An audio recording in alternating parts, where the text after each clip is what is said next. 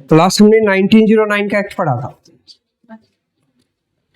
Next पढ़ेंगे government of India act 1919। Government of India act 1919 और 1909 इन दोनों के बीच में बहुत सारे इवेंट हुए। एक इवेंट तो ये हुआ वर्ल्ड वॉर 1 1914 1918, जिसने जो इस एक्ट में जो प्रोविजन आएंगे उसको इंपैक्ट करेगा कि इस एक्ट में जो प्रोविजन आएंगे, हम दोनों एक्ट के बीच की स्टोरी से देखेंगे ताकि ये पता लगे कि इस एक्ट में जो प्रोविजन आए हैं उन पे इंपैक्ट किस चीज का डला था। दूसरा, Mahatma Gandhi return to India.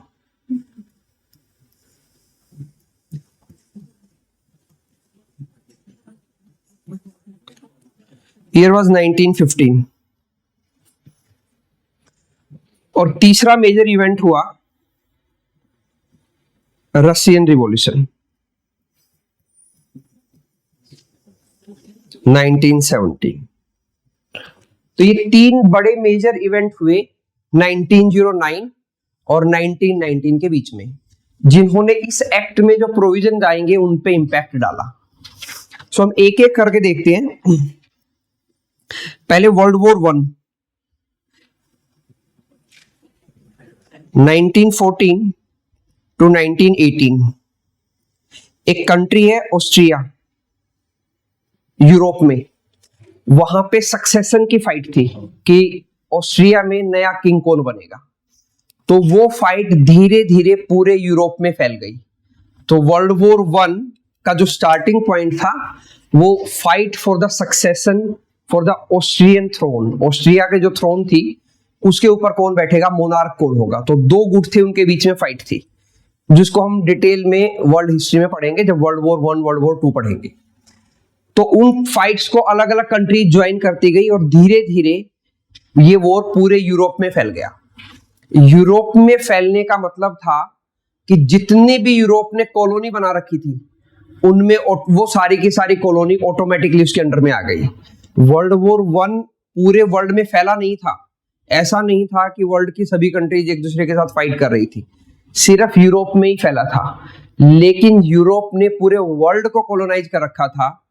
तो जिस भी यूरोपियन कंट्री की कॉलोनी थी वो ऑटोमेटिकली उस लड़ाई में शामिल हो गई। जैसे इंडिया, साउथ अफ्रीका, ये दोनों ब्रिटेन की कॉलोनी थी, तो वो ऑटोमेटिकली वॉर में ब्रिटेन की तरफ से शामिल कर ली गई। वहां के इंडिजिनियस लोग नहीं चाहते थे, लेकिन ब्रिटिश गवर्नमेंट ने बोल दिया कि जब हम लोग वर्ल्ड वॉर 1 में इन्वॉल्व हो रहे हैं तो हमारी सारी कॉलोनी भी इन्वॉल्व होगी।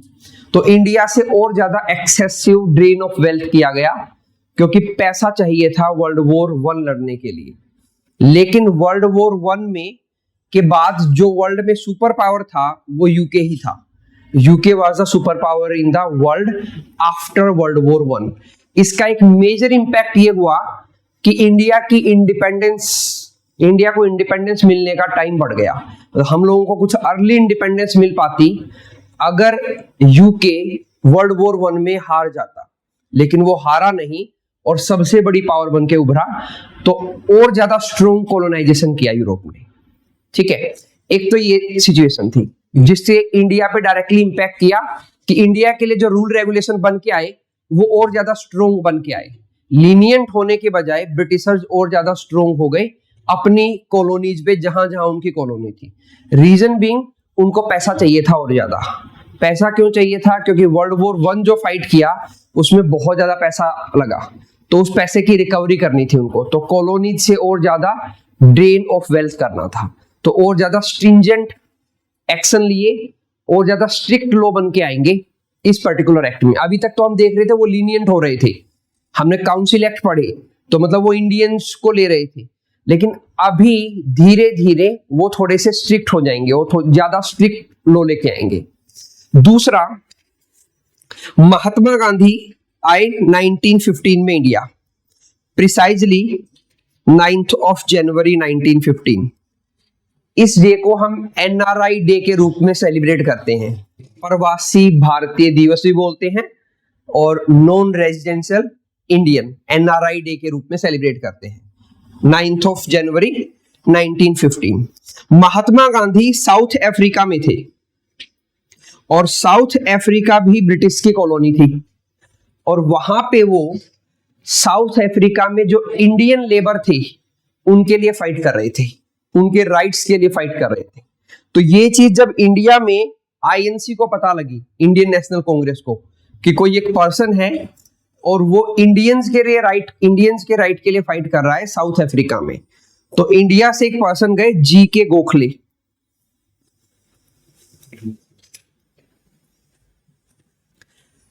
इनको गोपाल कृष्ण गोखले, इनको पॉलिटिकल गुरु भी बोला जाता है गांधी का।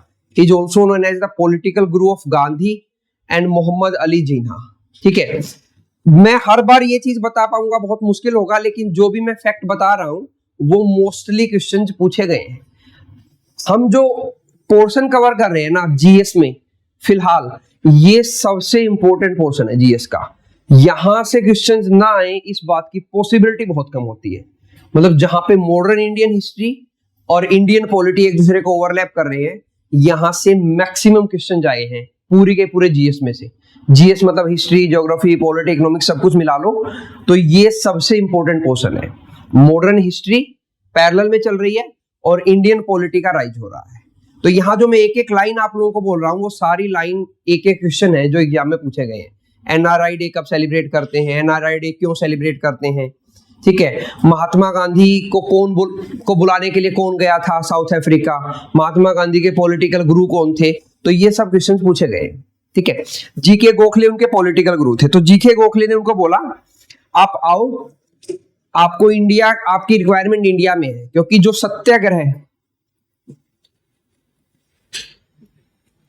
सत्याग्रह का मतलब पैसिव रेजिस्टेंस, कि आपको रेजिस्ट तो करना है किसी को लेकिन पैसिव रेजिस्टेंस चाहिए, मतलब आपको फाइट नहीं करनी सामने वाले के साथ। पैसिव रेजिस्टेंस है सत्याग्रह का मतलब। ठीक है, तो सत्याग्रह की जो फिलॉसफी महात्मा गांधी ने साउथ अफ्रीका में टेस्ट कर ली थी ऑलरेडी, उसको हम मॉडर्न हिस्ट्री में पढ़ेंगे कि महात्मा गांधी ने कैसे कैसे साउथ अफ्रीका में अलग अलग सत्याग्रह किए थे। तो उन्होंने वो फिलॉसफी वहां पे ऑलरेडी टेस्ट कर ली थी, तो उसको रिक्वेस्ट किया जीके गोखले ने आप आओ, उसकी रिक्वायरमेंट इंडिया में है।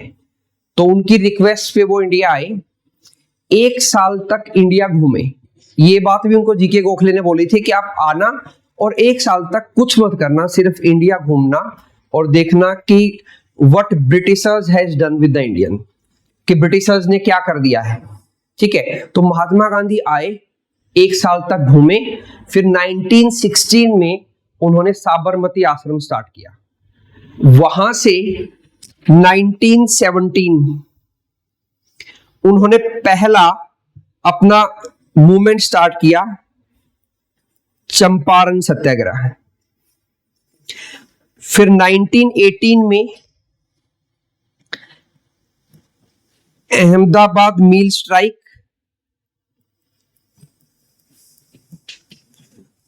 और 1918 में ही खेड़ा सत्याग्रह।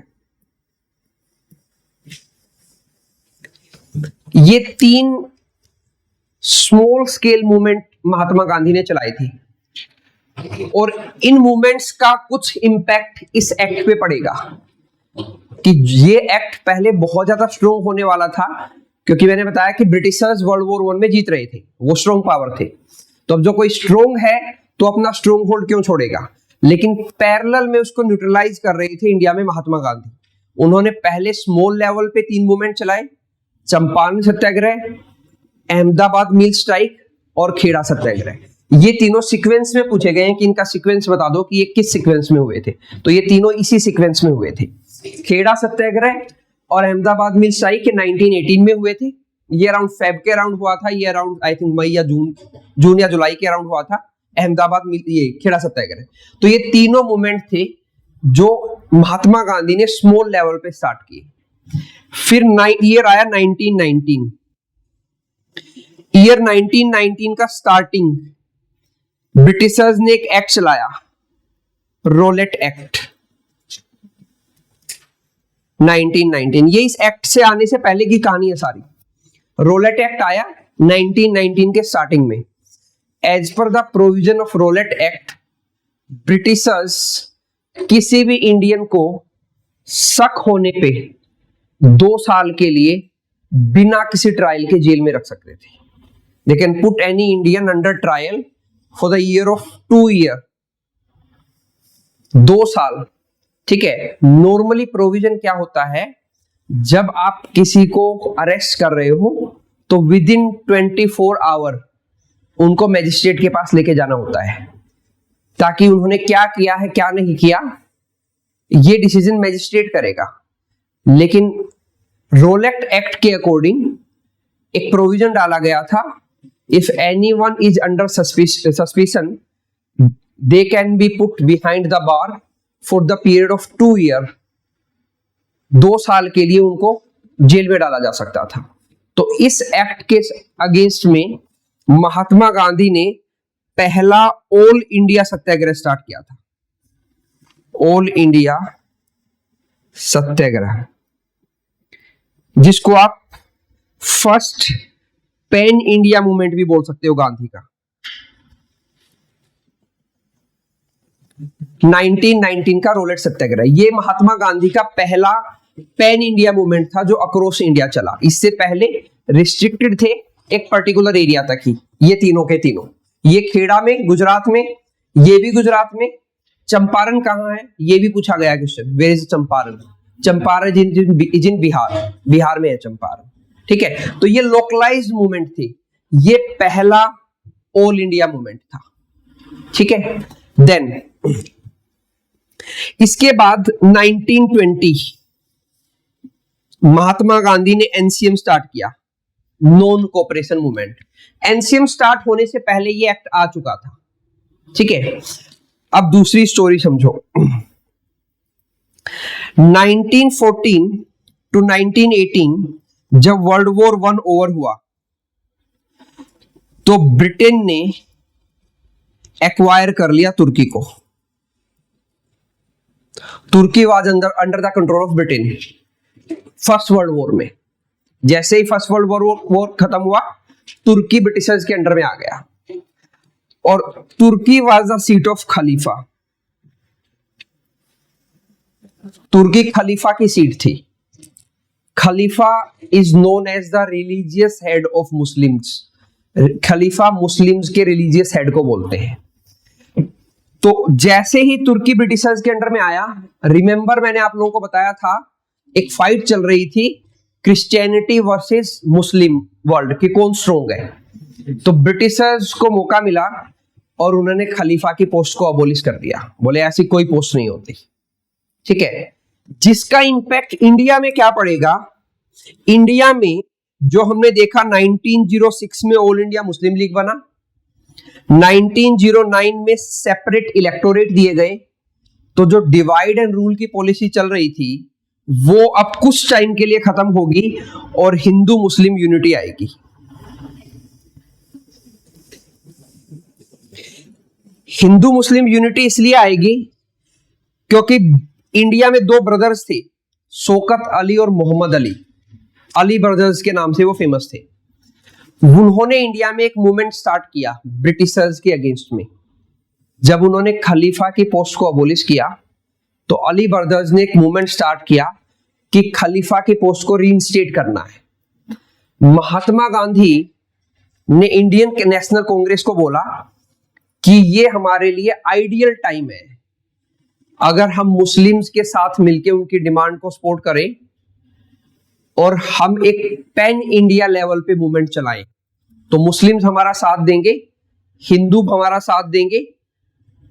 और तीसरी चीज, बिफोर 1915 इंडियन नेशनल कांग्रेस एक एलीट पार्टी मानी जाती थी, सिर्फ एलीट लोग ही उसके मेंबर थे। 1915 के बाद महात्मा गांधी के आने के बाद मास जो है वो पहली बार कांग्रेस से जुड़ा। इंडियन नेशनल कांग्रेस मास पार्टी बनी महात्मा गांधी के आने के बाद। उससे पहले सिर्फ एलीट लोगों की पार्टी थी, पढ़े लिखे इंटेलेक्चुअल लोगों की पार्टी थी। इवन कांग्रेस को ज्वाइन करने के लिए फी पे करनी पड़ती थी, जो हर कोई पे नहीं कर सकता था। ठीक है, फी नॉमिनल थी लेकिन नॉमिनल फी भी उस वक्त बहुत सारे लोग पे नहीं कर पाते थे, तो कांग्रेस को एलिट पार्टी माना जाता था। तो महात्मा गांधी ने उसको मासिस की पार्टी बनाया, चंपारण करके, अहमदाबाद करके, खेड़ा करके, रोलेट एक्ट के अगेंस्ट में जाके मूवमेंट चला के उसको मासिस को कनेक्ट किया। तो महात्मा गांधी ने आईएनसी को बोला कि देखो मासिस हमारे साथ है, मासिस का मतलब है नॉर्मल कॉमन पर्सन, ठीक है, मुस्लिम्स हमारे साथ आ जाएंगे अगर हम उनकी खिलाफत मूवमेंट को प्रमोट कर दें। तो उन्होंने जो 1920 में जो एनसीएम चलाया था उसका पूरा नाम है नॉन कोऑपरेशन खिलाफत मूवमेंट, के भी आता है उसमें, नॉर्मली जो लिखा नहीं जाता, नॉन कोऑपरेशन खिलाफत मूवमेंट है उस मूवमेंट का पूरा नाम। तो इस नॉन कोऑपरेशन खिलाफत मूवमेंट को लीड करने के लिए आईएनसी ने भी और ऑल इंडिया मुस्लिम लीग ने भी, दोनों ने गांधी को चुना था कि आप लीड करो, हम आपके साथ हैं, ठीक है। तो ऐसे इस टाइम पे हिंदू मुस्लिम यूनिटी एक साथ बनी थी। देन उसके बाद सेम टाइम पे 1917 में रशियन रिवॉल्यूशन हुआ। रशियन रिवॉल्यूशन क्या था? रसिया में रोमानोव नाम की एक डायनेस्टी रूल करती थी।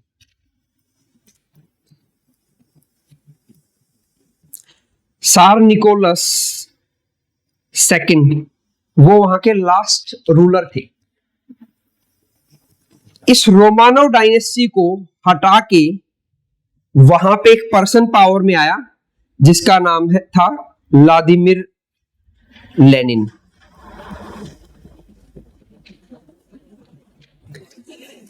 और इस पर्सन ने वर्ल्ड की पहली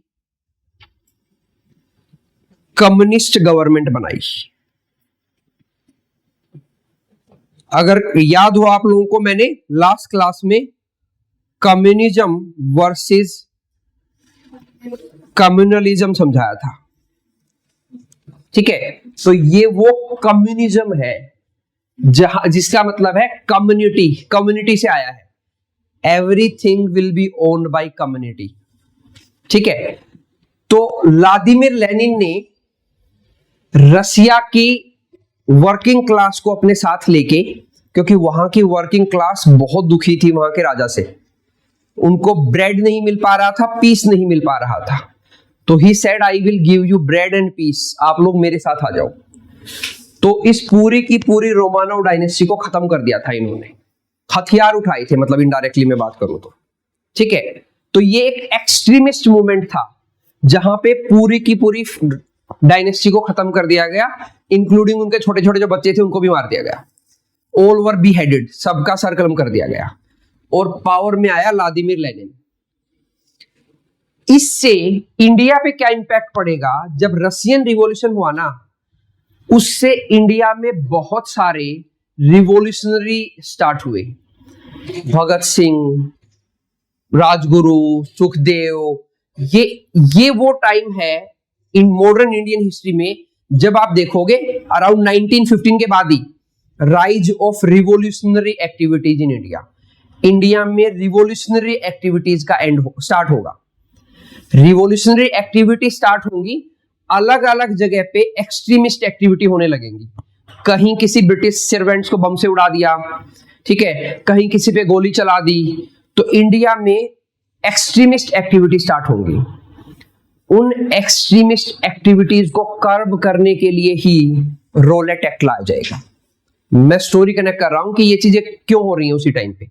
तो ये जो रोलेट एक्ट लाया जाएगा, ये जो रिवॉल्यूशनरी एक्टिविटी स्टार्ट हो गई थी इंडिया में, उसको कर्ब करने के लिए लाया जाएगा, ठीक है। बस फर्क इतना है, मैं आगे से पीछे नहीं, पीछे से आगे गया हूं ताकि आपको बैकएंड में समझ में आए कि कहां से कहां कनेक्ट हो रहा था, ठीक है। तो ये मेजर कुछ इवेंट हो रहे थे इंडिया में। तो मतलब इंडिया में रिवॉल्यूशनरी एक्टिविटी हो रही थी एक साइड में, एक साइड में Mahatma Gandhi pan India movement चला रहे थे बड़े लेवल पे, एनसीएम। उससे पहले उन्होंने रोलेट एक्ट स्टार्ट किया था। इससे पहले एक इवेंट और भी हुआ था, जलियांवाला बाग मैसेकर, 13 अप्रैल 1919। ये इस एक्ट के आने से पहले ही हो गया था, ठीक है, तो ये एक्ट जो आया था वो बड़ी ही एनार्कियल सिचुएशन के टाइम पे आया था इंडिया में, कि एक तरफ महात्मा गांधी पैसिव रेजिस्टेंस की बात कर रहे थे, एक तरफ रिवॉल्यूशनरी एक्टिविटी बढ़ रही थी। यही टाइम है जब हम मॉडर्न हिस्ट्री में पढ़ेंगे, एक पार्टी बनेगी गदर पार्टी, आप लोगों ने शायद सुनी होगी, जो रिवॉल्यूशनरी एक्टिविटीज को प्रमोट करेगी, गदर पार्टी बनेगी। ठीक है, यही टाइम है 1916, जब लोकमान्य तिलक और Annie Besant home rule league movement start करेंगे इंडिया में। मतलब इस पर्टिकुलर टाइम पीरियड पे बहुत ज्यादा इवेंट हो रहे थे। ठीक है, ऑल इंडिया मतलब होम रूल लीग मूवमेंट का मतलब ये था, होम रूल लीग मतलब इंडिया में होम रूल होना चाहिए, मतलब हमारा खुद का रूल होना चाहिए। ठीक है, तो एक तरफ तो लोकमान्य तिलक और Annie Besant home rule league movement चला रहे थे 1916 में। ठीक है, 1914 टू 1918 वर्ल्ड वॉर 1 चल रहा था, 1917 में रशियन रिवॉल्यूशन हुआ, पैरेलल में 1915 में महात्मा गांधी इंडिया आए, फिर 1917 में चंपारण, 1918 में अहमदाबाद मिल स्ट्राइक और खेड़ा सत्याग्रह। तो बहुत सारी मूवमेंट एक साथ हो रही थी और रिवॉल्यूशनरी एक्टिविटीज का rise due to Russian revolution. ठीक है, ये बहुत ही एनार्कियल सिचुएशन थी जब ये एक्ट आया, गवर्नमेंट ऑफ इंडिया एक्ट 1990। ठीक है, तो ब्रिटिशर्स के ऊपर प्रेशर भी था और उनके पास एक फ्रीडम भी थी। फ्रीडम इस बात की थी कि वो वर्ल्ड वॉर 1 के बाद वर्ल्ड में सबसे बड़ी सुपर पावर बन के आए थे। प्रेशर इस बात का था, रिवॉल्यूशनरी एक्टिविटी चल रही थी, कॉमन मैन जाग गया था, वो गांधी के साथ था, एक्टिविटी में पार्टिसिपेट कर रहा था। ठीक है, तो उसके बीच में गवर्नमेंट ऑफ इंडिया एक्ट आया 1919, जिसका नाम है Montague Chelmsford reform. Montague, Edwin Montague secretary of state थे और लॉर्ड चेम्सफोर्ड इंडिया के वॉइसरॉय थे जब ये एक्ट आया। इस एक्ट में बहुत सारी चीजें की गई। जितने भी एक्ट हमने पढ़े हैं, परहैप्स ये उनमें सबसे इंपॉर्टेंट एक्ट है जिसमें बहुत ज्यादा प्रोविजन किए गए। क्या क्या प्रोविजन किए गए? एक तो Britishers government declare 1970 that its objective was gradual introduction of responsible government in India। ये ग्रेजुअल कि हम इंडिया में एक रिस्पॉन्सिबल गवर्नमेंट देंगे, ये प्रेशर इन पे रिवॉल्यूशनरी एक्टिविटी की वजह से बन रहा है, महात्मा गांधी के जो मास मूवमेंट स्टार्ट हो रहे हैं उनकी वजह से बन रहा है। ठीक है, उधर से एक चीज और हुई 1916 आपको कितनी चीजें होंगी 1916 में, बहुत सारी चीजें हुई। 1916 में लखनऊ सेशन हुआ आईएनसी का, इंडियन नेशनल कांग्रेस, और इस आईएनसी सेशन में extremist plus moderate plus all India Muslim league, ये सब एक साथ आ गए। तो ये सेपरेट कब हुए?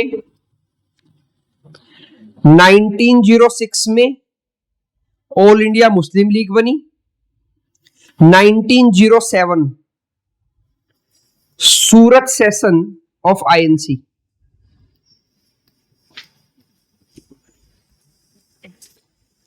इस सूरत सेशन में आईएनसी दो भागों में डिवाइड हो गई थी, एक एक्सट्रीमिस्ट ग्रुप हेडेड बाय लाल बाल पाल एंड एक हो गए थे मॉडरेट। तो इन दो ग्रुप में कांग्रेस डिवाइड हो गई थी 1907 में। डिवाइड क्यों हुई थी? 1906 में पहला ऑल इंडिया मूवमेंट चलाया था कांग्रेस ने स्वदेशी आंदोलन के नाम से, स्वदेशी मूवमेंट। वो स्वदेशी मूवमेंट चला था बंगाल पार्टीशन के अगेंस्ट में, लेकिन उस मूवमेंट में ज्यादा कुछ सक्सेस मिल नहीं रही थी कांग्रेस को। तो कुछ लोगों ने बोला हमें कुछ एक्सट्रीमिस्ट एक्टिविटी करनी चाहिए, रिवॉल्यूशनरी एक्टिविटी करनी चाहिए। ठीक है, जिसने कांग्रेस के कुछ जो नरमवादी थे, मॉडरेट्स थे, जैसे दादा भाई नौरोजी था, ठीक है, देन उसके बाद गोपाल कृष्ण गोखले था, ठीक है, वोमेश चंद्र बैनर्जी था, ये सब अगेंस्ट में थे। ये कह रहे थे कि कांग्रेस को स्टार्ट किया गया था प्रेयर और पिटीशन के लिए, मैंने लास्ट क्लास में बताया था। तो हम सब ये मूवमेंट में इन्वॉल्व नहीं होंगे। तो कांग्रेस दो भागों में डिवाइड हो गई थी 1907 के सूरत सेशन में। इसको हम बाद में डिटेल में भी पढ़ेंगे, ठीक है। रास बिहारी घोष इसके प्रेसिडेंट थे। ये पूछा गया है, who was the president of 1907 Surat session, तो ही वाज रास बिहारी घोष। तो ये स्प्लिट और ऑल इंडिया मुस्लिम लीग, तो यहां पे एक तरह से तीन पार्टी बन गई थी, एक एक्सट्रीमिस्ट, एक मॉडरेट और एक ऑल इंडिया मुस्लिम लीग। ये तीनों मर्ज हो गए जाके 1916 के सेशन में। तो इससे भी ब्रिटिशर्स पे प्रेशर पड़ा कि जब ये तीनों एक हो गए हैं, अभी तक तो हम डिवाइड एंड रूल की पॉलिसी से रूल कर रहे थे, अब तो ये सब एक हो गए हैं। तो इनका एक होना, महात्मा गांधी का आना, रशियन रिवॉल्यूशन का होना, होम रूल लीग मूवमेंट चलना, बहुत सारी एक्टिविटी थी जिनसे ब्रिटिशर्स पे प्रेशर आ रहा था कि वो इंडिया में और ज्यादा रिस्पॉन्सिबल गवर्नमेंट दे। तो उन्होंने 1917 में बोला कि हम धीरे धीरे इंडिया में रिस्पॉन्सिबल गवर्नमेंट देंगे, ठीक है। बोला रिस्पॉन्सिबल गवर्नमेंट देने की, लेकिन जो एक्ट में कर रहे थे वो उसके उल्टा था। जो पहला इंपॉर्टेंट प्रोविजन है 1919 का, introduction of dyarchy in province, important है, मल्टीपल टाइम्स पूछा गया है एग्जाम्स में कि इंडिया में पहली बार डायरकी कब इंट्रोड्यूस हुई। तो इंडिया में पहली बार डायरकी 1919 में इंट्रोड्यूस हुई प्रोविंस में। Bengal, Bombay, Madras, North West Frontier, Punjab, उसके बाद सिंध भी बन गया था प्रोविंस, बलूचिस्तान भी बन गया था प्रोविंस, सॉरी पंजाब प्रोविंस बन गया था, बलूचिस्तान प्रोविंस नहीं बना था, वो कमिश्नरेट बना था, ठीक है। मैंने आप लोगों को बताया था धीरे धीरे करके 11 प्रोविंस बनाएंगे ब्रिटिशर्स इंडिया में। बॉम्बे, बंगाल, आसाम, बिहार, उड़ीसा, सेंट्रल प्रोविंस आज का एमपी, यूनाइटेड प्रोविंस आज का यूपी, पंजाब, सिंध, कितने हो गए 1 2 3 4 5 6 7 8 9, नॉर्थ वेस्ट फ्रंटियर प्रोविंस और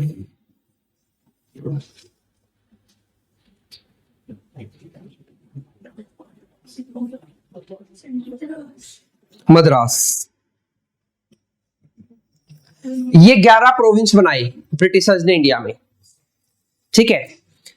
ये 11 प्रोविंस बनाए और 6 ब्रिटिश कमिश्नरेट बनाए। ब्रिटिश कमिश्नरेट वर लाइक आज के टाइम की यूनियन टेरिटरी। तो 6 ब्रिटिश कमिश्नरेट बनाए उन्होंने इंडिया में। अजमेर, दिल्ली, देन एक था पंथ, ये पंथ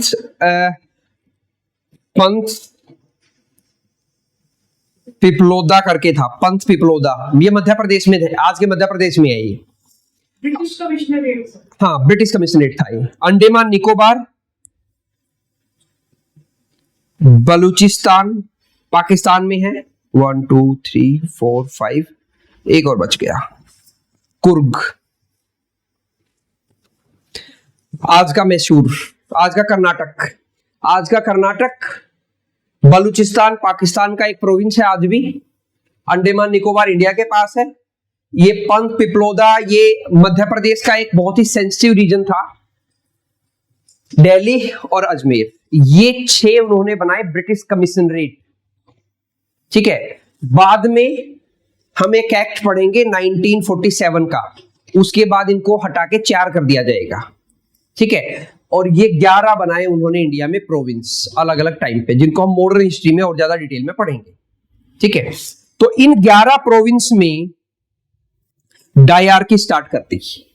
डायरकी मतलब डबल एग्जीक्यूटिव, अगर मैं सिंपल वे में समझाऊं डायरकी क्या है, तो डबल एग्जीक्यूटिव, एग्जीक्यूटिव दो दो होंगे, ठीक है। एक तरह से समझो, आज के स्टेट में कुछ पावर दे दी जाए गवर्नर को और कुछ पावर दे दी जाए चीफ मिनिस्टर को, कि कुछ चीजों का इंप्लीमेंट गवर्नर करेगा और कुछ चीजों का इंप्लीमेंट चीफ मिनिस्टर करेगा। इसको बोलते हैं dyarchy. Division of executives is known as dyarchy. तो एक रिजर्व लिस्ट बनाई गई और एक ट्रांसफर लिस्ट बनाई गई। Reserve subject, transfer subject. Subject मतलब लॉ मेकिंग एरिया, कि लॉ मेकिंग एरिया कौन कौन से हैं जो गवर्नर के पास रहेंगे और कौन कौन से हैं जो चीफ मिनिस्टर के पास जाएंगे। These were the critical area like land, law, order, finance, land revenue and police। याद रखने की रिक्वायरमेंट नहीं है, सिर्फ हमें डायरकी याद रखना है। ये तो मैं समझा रहा हूं कि डायरकी क्या थी, और ये याद रखना है डायरकी क्या थी, कहां इंट्रोड्यूस की गई, कब इंट्रोड्यूस की गई। They were administrated directly by the governor and his executive council without any responsibility to legislative council। तो मतलब ये कुछ सब्जेक्ट थे जिनमें लेजिस्लेटिव काउंसिल के प्रति रिस्पॉन्सिबिलिटी नहीं होती थी। मतलब कि ये कि आज के टाइम पे, फॉर एग्जांपल हम हरियाणा का एग्जांपल लेते हैं। हरियाणा में एमएलए हैं 90। ये 90 एमएलए अपने में से ही कुछ मिनिस्टर बनाते हैं। ये मिनिस्टर जो भी कुछ करेंगे तो वो रिस्पॉन्सिबल होंगे एमएलए के प्रति। ये इनको जवाबदेह होंगे और ये जवाबदेह रखेंगे people of resident of Haryana, जिनके पास हरियाणा डोमिसाइल है उनसे, क्योंकि इनको चुना है हरियाणा के रेजिडेंट्स ने और इनको चुना है इन्होंने, तो इनकी रिस्पॉन्सिबिलिटी है। तो यहां क्या किया गया, इनको दो में डिवाइड किया गया। इनको दो में डिवाइड करके कुछ गवर्नर को दे दिए गए, कुछ सीएम को दे दिए गए। जो गवर्नर को दिए गए उनके पास रिजर्व सब्जेक्ट थे, मतलब ऐसे सब्जेक्ट थे जिनमें रिस्पॉन्सिबिलिटी नहीं थी, उनको किसी की जवाबदेही नहीं थी। लॉ एंड ऑर्डर में अगर पुलिस किसी को मार रही है और एमएलए पूछ रहे हैं कि भाई पुलिस ने एक्शन क्यों लिया, तो ये जवाबदेही नहीं रखेंगे, ये जवाब नहीं देंगे कि क्यों रखा, ठीक है। तो इसलिए लॉ एंड ऑर्डर मेन चीज थी और फाइनेंस, दो ही मेन चीज होती हैं, ये दोनों इन्होंने अपने पास रखी। लैंड रेवेन्यू हम स्टार्टिंग से बात कर रहे हैं, मेन चीज है, और law and order. Law and order को आज के टाइम पे बोलते हैं कि एक तरह से पुलिसिंग। लॉ एंड ऑर्डर फिलहाल इंडिया में स्टेट सब्जेक्ट है, स्टेट के पास पावर है लॉ एंड ऑर्डर के लिए लॉ बनाने की, ठीक है। दूसरा हुआ ट्रांसफर सब्जेक्ट। कुछ सब्जेक्ट चीफ मिनिस्टर और उसकी एग्जीक्यूटिव काउंसिल को दे दिए गए कि ये संभालो आप, जो बहुत जरूरी नहीं थे। Education, health, agriculture, local self government, they were administered by the governor with the aid of Indian ministers. उसके लिए इंडियन मिनिस्टर जाए और गवर्नर दोनों में ही रहेगा, गवर्नर रिजर्व में भी रहेगा, गवर्नर ट्रांसफर में भी रहेगा। यहां कुछ एग्जीक्यूटिव काउंसिल के लोग दिए गए उसको, यहां उसको कुछ इंडियन मिनिस्टर्स दिए गए। मतलब समझो यहां जो उसको एग्जीक्यूटिव काउंसिल में लोग दिए गए वो ज्यादातर ब्रिटिशर्स थे, यहां जो दिए गए वो इंडियन थे, ठीक है। तो ये दोनों मिलके अलग अलग सब्जेक्ट्स को संभाल रहे थे। ये टोटली एक फेलियर सिस्टम था, काम ही नहीं कर पाया। तो इसीलिए इससे अगले एक्ट में इसको हटा दिया जाएगा, गवर्नमेंट ऑफ इंडिया एक्ट 1935 में। हटाया नहीं जाएगा, इसको ऊपर सेंटर में लेके जाएंगे। अभी डायरकी कहां आई है, प्रोविंस में। इससे अगले एक्ट में डायरकी को सेंटर में लेके जाएंगे, ठीक है। तो डायरकी, इससे पहले हमने कुछ और भी चीज पढ़ी है। एक हमने पढ़ा था ड्यूअल गवर्नमेंट, एक हमने पढ़ा डबल गवर्नमेंट, अब हमने पढ़ा है dyarchy,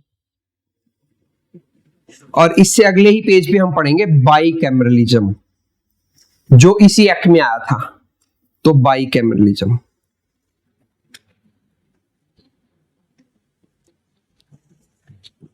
dual government Lord Clive ने स्टार्ट की थी 1765 बंगाल में। वॉन हास्टिंग ने आके उसको बंद कर दिया था 1772 में। ड्यूअल गवर्नमेंट का मतलब था रिवेन्यू कलेक्शन फंक्शन ब्रिटिशर्स के पास रहेगा और बाकी अफेयर देखेगा नवाब ऑफ बंगाल। ठीक है।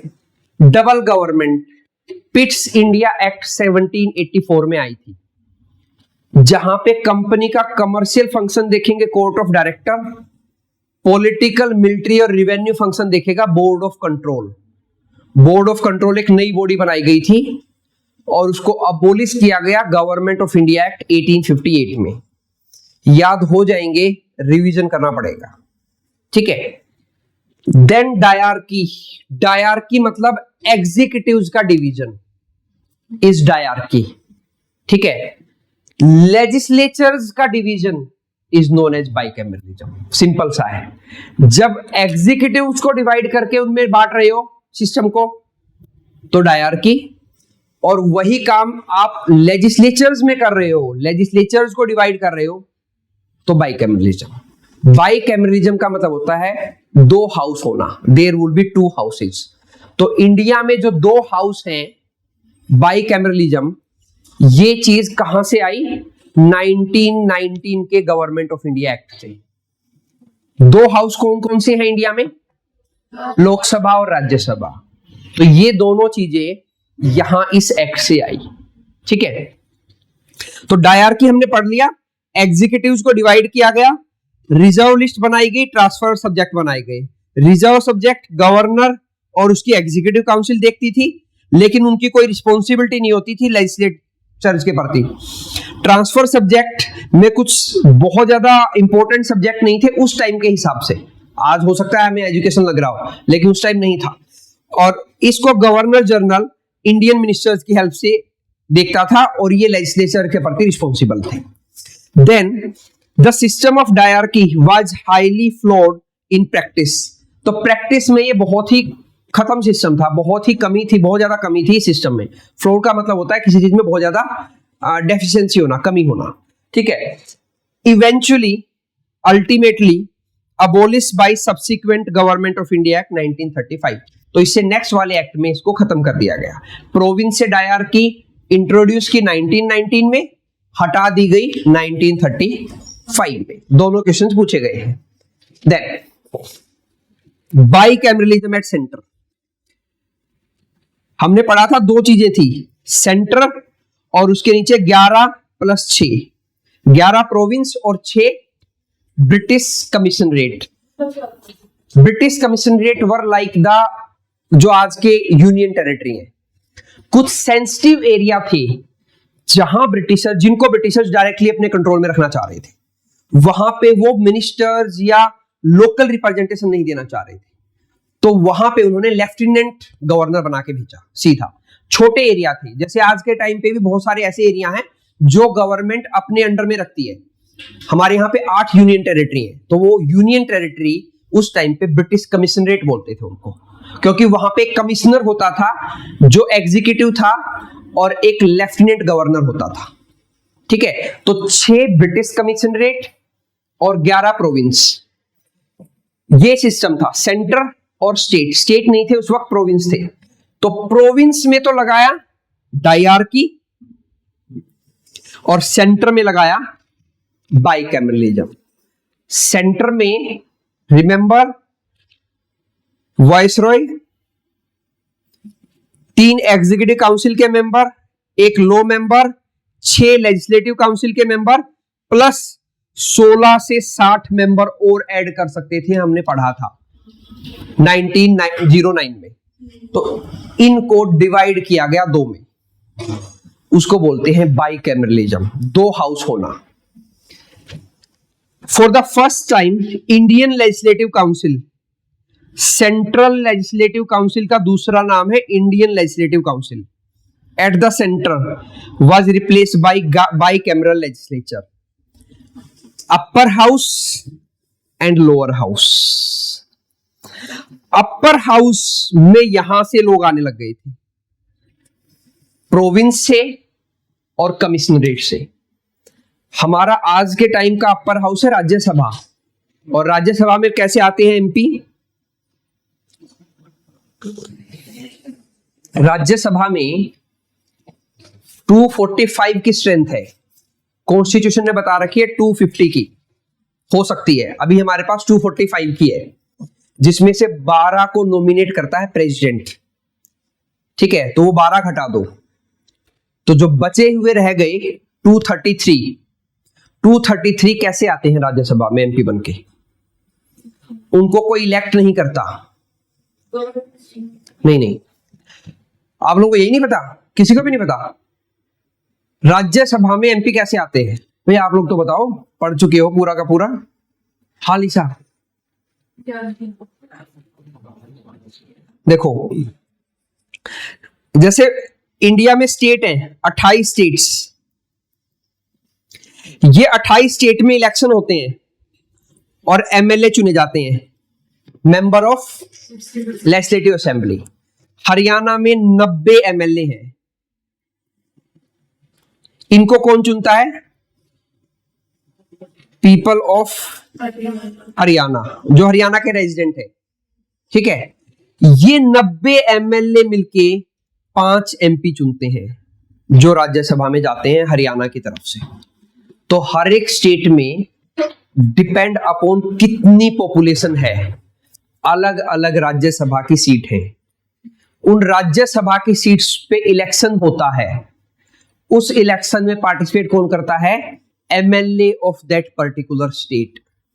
उस स्टेट के एमएलए पार्टिसिपेट करते हैं, वो वोट करते हैं और एमपीज को इलेक्ट करते हैं। सिस्टम क्या है आगे आने वाले लेक्चर्स में पढ़ेंगे, क्योंकि ये पूरा सिस्टम हमें समझना है कि कैसे चुनते हैं।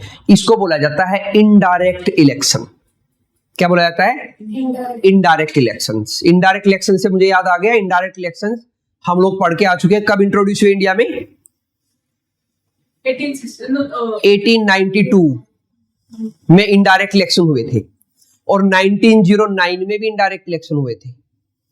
ठीक है, नहीं पढ़ोगे तो इतने कॉम्प्लिकेटेड एक्ट हैं, इतने प्रोविजन हैं, समझ ही नहीं आएंगे। इसीलिए मैं 2-2, 3-3 ही करवा रहा हूं एक दिन में, और आज तो 1 घंटे से ऊपर हो गया, हम एक ही कर रहे हैं। ठीक है, मैं बार बार रिवाइज भी करवा रहा हूं पिछले वाले प्रोविजंस, ताकि आप लोगों को समझ में आए। ठीक है, तो 1892 इंडियन काउंसिल एक्ट, इंडिया में इलेक्शन वर्ड यूज नहीं हुआ था, लेकिन इनडायरेक्ट इलेक्शंस आ गए थे। 1909 में भी इलेक्शंस हुए। 1919 ये वाला एक्ट, पहली बार इंडिया में डायरेक्ट इलेक्शन होंगे, अभी हम पढ़ेंगे आगे। ठीक है, तो राज्यसभा के लिए इलेक्शन होते हैं इनडायरेक्ट, लोकसभा के लिए इलेक्शन होते हैं डायरेक्ट। हरियाणा में, हरियाणा से रेफरेंस दे देना बाकी स्टेट्स का। हरियाणा में 90 एमएलए हैं, 10 एमपी हैं लोकसभा के, और 5 एमपी हैं राज्यसभा के। हर एक स्टेट में ऐसे 3 होते हैं। एमएलए होंगे जो वहां का सीएम चुनेंगे, फिर वो एमएलए एमपी चुनेंगे राज्यसभा के, और ये एमपी लोग डायरेक्टली चुनते हैं। ठीक है, तो 2 के लिए डायरेक्ट इलेक्शन होते हैं, एमएलए और लोकसभा के एमपी। हर एक स्टेट में इन दोनों के लिए डायरेक्ट इलेक्शन होते हैं, और ये लोग इनडायरेक्टली इनको चुनते हैं। ये हर स्टेट में प्रोविजन है इंडिया में, तो ये प्रोविजन यहां पे लाया गया था। जिस स्टेट के 2 हाउसेस, उसके लिए भी सेम प्रोविजन, उसके लिए भी सेम प्रोविजन है, उस पे भी आएंगे अभी। डन। अच्छा, नीचे ही लिखा हुआ है इंट्रोडक्शन ऑफ डायरेक्ट इलेक्शन। 1919 में पहली बार डायरेक्ट इलेक्शन हुए इंडिया में। ठीक है, हालांकि some elements of direct elections 1909 में भी देखने को मिले थे। याद करो, सेपरेट इलेक्टोरेट दिया गया था मुस्लिम्स को, तो मुस्लिम वोटर्स ही चुन सकते हैं मुस्लिम्स को, तो कुछ एलिमेंट दिखे थे, तो उसको डायरेक्ट इलेक्शन बोला नहीं जाता। जब ऐसे सेलेक्टिव होके इलेक्शन होते हैं ना कि ये पर्टिकुलर लोग एक को चुनेंगे, तो ऐसे सेलेक्टिव होने को डायरेक्ट इलेक्शन नहीं बोला जाता। हालांकि वो दे तो डायरेक्टली ही वोट रहे हैं, लेकिन हमने बहुत बड़ी पॉपुलेशन में से एक ग्रुप को सेलेक्ट कर लिया, तो सिलेक्शन जहां आ जाता है ना, वहां इनडायरेक्ट इलेक्शन होते हैं। तो इसलिए 1909 में डायरेक्ट इलेक्शन होते हुए भी उनको डायरेक्ट बोला नहीं जाता, क्योंकि वो सेलेक्टिव थे। सिर्फ मुस्लिम्स को राइट दिया गया था कि वो मुस्लिम वोटर चुनेंगे, मुस्लिम रिप्रेजेंटेटिव, बाकी मोस्टली जगह पे नॉमिनेशन था। तो पहली बार इंडिया में लार्ज स्केल पे, not in the whole of the India, large scale पे डायरेक्ट इलेक्शन हुए। However, there was no universal adult franchise. Universal मतलब everyone, adult मतलब above a certain age, franchise मतलब right to vote। हर किसी को जो एक सर्टेन एज से ऊपर है उसको राइट टू वोट मिलेगा। यूनिवर्सल एडल्ट फ्रेंचाइजी बोलते हैं इसको। ये हमारे इंडियन कॉन्स्टिट्यूशन में आर्टिकल 326 में लिखा हुआ है।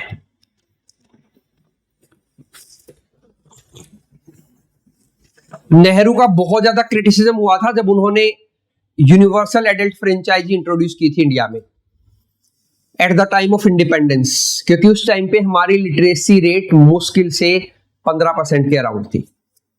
लिटरेसी रेट कैसे कैलकुलेट होती है इंडिया में? इंडिया की लिटरेसी रेट अभी ऑलमोस्ट मतलब लगभग 88% के अराउंड है। 75% के अराउंड है इंडिया की लिटरेसी रेट। तो 75% लिटरेसी है, तो इंडिया में लिटरेट बोलते किसको है? Anyone above the age of 7 who can read or write in any language, उसको लिटरेट काउंट किया जाता है। इसलिए हमारी पॉपुलेशन इतनी लिटरेट है। अगर ग्रेजुएशन या पोस्ट ग्रेजुएशन ऐसा कुछ क्राइटेरिया रख देना तो इंडिया में लिटरेसी रेट मुश्किल से वही 15-20% मिलेगी अभी भी। मतलब 7 साल से ऊपर का कोई भी अगर वो लिख सकता है और पढ़ सकता है, दोनों में से कोई एक काम भी कर सकता है, तो उसको लिटरेट माना जाता है इंडिया में। ये लिटरेसी की डेफिनेशन है। तो ये डेफिनेशन को अकॉर्डिंग उस टाइम पे हमारे यहाँ पे 15% लिटरेसी थी।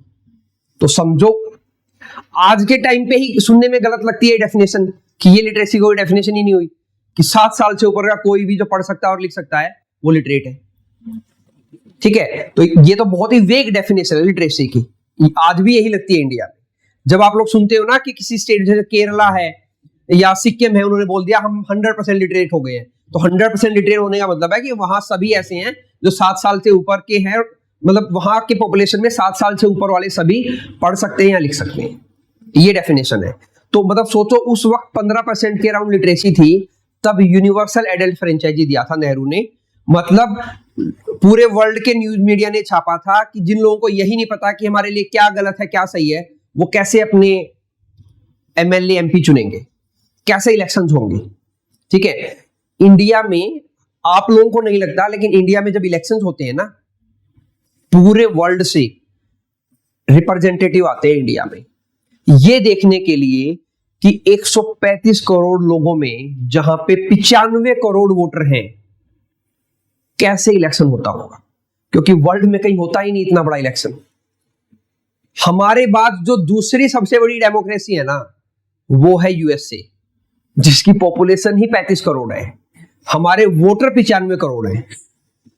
तो उनकी तो पॉपुलेशन 35 है, उसमें से घटा लो, घट के 15 करोड़ वोटर होंगे। तो 15 करोड़ भी अलग अलग स्टेट्स में डिवाइड है, 50 स्टेट है वहां, तो 50 स्टेट में 15 करोड़ डिवाइड है, हर एक स्टेट अपने इलेक्शन कराता है। वहां पे स्टेट ज्यादा पावरफुल है, सेंटर कम पावरफुल है।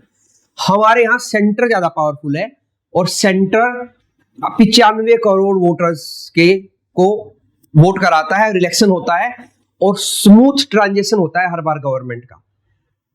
कैसे होते हैं ईवीएम में क्या है, एक बार उसको छोड़ दें तो जो भी हार जाता है तो वो हार मान लेता है और पावर का ट्रांजिशन स्मूथ होता है इंडिया में, even after the 75 year of independence. तो पूरे वर्ल्ड में इसको एक मतलब अजूबा ही माना जाता है कि इंडिया में इलेक्शंस करवाना अपने आप में अजूबा है। कि 95 करोड़ लोग, मतलब बहुत सारी कंट्रीज में मिला के नहीं है टोटल, इतने लोग कैसे तो वोट करते होंगे, कैसे वो, क्योंकि लैंग्वेज भी एक नहीं है ना, अलग अलग लैंग्वेज हैं। और ये समझो आज के टाइम पे लैंग्वेज तो है। रिमेंबर जब इंडिया में पहली बार इलेक्शन हुआ 1951, इलेक्शन नाम का कोई वर्ड ही नहीं है हिंदी में, ना ही किसी वर्नाकुलर लैंग्वेज में। वर्नाकुलर लैंग्वेज में बंगाली, गुजराती, इनमें इलेक्शन नाम का कोई वर्ड नहीं। तो सोचो कैसे लोगों को समझाया गया होगा कि क्या होने वाला है, और उनको वोट करना है, वोट नहीं पता। अब आप लोग समझ रहे हो वोट, मैं कोई ऐसा नाम ले दूं, आप लोगों को समझ ही ना है कि ये क्या होता है। लिटरेसी जहां 15% है, कैसे वहां पे पहली बार इलेक्शन करवाए गए होंगे। तो वो अपने आप में एक अजूबा था कि कैसे इंडिया में 1951 में इलेक्शंस हुए, क्योंकि नेहरू चाहते तो इलेक्शन ना होते, क्योंकि कोई बोलने वो पूछने वाला था ही नहीं कि इलेक्शन करवा दो। इसलिए उनको फादर ऑफ इंडियन डेमोक्रेसी बोला जाता है कि उन्होंने इलेक्शंस करवाए 15% की लिटरेसी के साथ। और जबकि किसी भी लैंग्वेज में इंडिया में इलेक्शन नाम का कोई वर्ड नहीं था, ना किसी वर्नाकुलर लैंग्वेज में, ना हिंदी में। बाद में इंट्रोड्यूस हुआ ये तो। इंग्लिश में इलेक्शन था। इंग्लिश जानते कितने थे? समझो 15% लिटरेसी थी तो कितने इंग्लिश जानते होंगे उनमें से? तो सिर्फ इंग्लिश में ही इलेक्शन वर्ड था। तो कैसे तो लोगों को समझाया होगा, जब उनको बोला होगा कि आप लोगों के वोटर आईडी बना रहे हैं, तो क्या बोल के समझाया होगा कि क्या बना रहे हैं और क्या करना है इस वोटर आईडी का, बैलेट बॉक्स क्या होता है, इलेक्शन क्या होता है, कैसे एमएलए चुनोगे, ठीक है, किसको चुनना है, क्यों चुनना है। तो बहुत बड़ा मेमोथ टास्क था ये उस वक्त, कि जो हमारी एडमिनिस्ट्रेशन ने पूरा किया कि पहली बार इलेक्शन करवाए। आप उनकी फर्स्ट टाइम इलेक्शंस की बहुत सारी वो है, क्या बोलते हैं इनको, स्टोरी जो होती है इनको बोलते तो हैं, हाँ, जो यूट्यूब पे और नेटफ्लिक्स पे रिलीज होती है डॉक्यूमेंट्री का तो हमने देखी ही नहीं कभी भी, समझ सकता हूं मैं, ठीक है। तो बहुत सारी डॉक्यूमेंट्री ऐसी, तो कभी इंडिया के पहले इलेक्शंस की डॉक्यूमेंट्री देखो तो आपको समझ में आएगा कि कैसे किया होगा उस पर्सन ने ये चीज। ये तो इम्पॉसिबल था उस चीज पे, उस टाइम पे करना। ना तो ट्रांसपोर्ट कि गांव में चले जाओ जल्दी से, ना मोबाइल, ना कोई और ऐसा साधन कि लोगों से कनेक्ट हो सके। एक ही साधन था, घर जाके बता के आओ उनको घर जाके उनका वोट बना के लाओ। और इंडिया की एडमिनिस्ट्रेटिव थोड़ी सी थी, बहुत कम एडमिनिस्ट्रेटिव मशीनरी थी इंडिया के पास उस टाइम पे। तो उस पर्सन ने जब इलेक्शंस करवाए, इसलिए उसको फादर ऑफ डेमोक्रेसी बोला जाता है कि नामुमकिन था उस हालात में।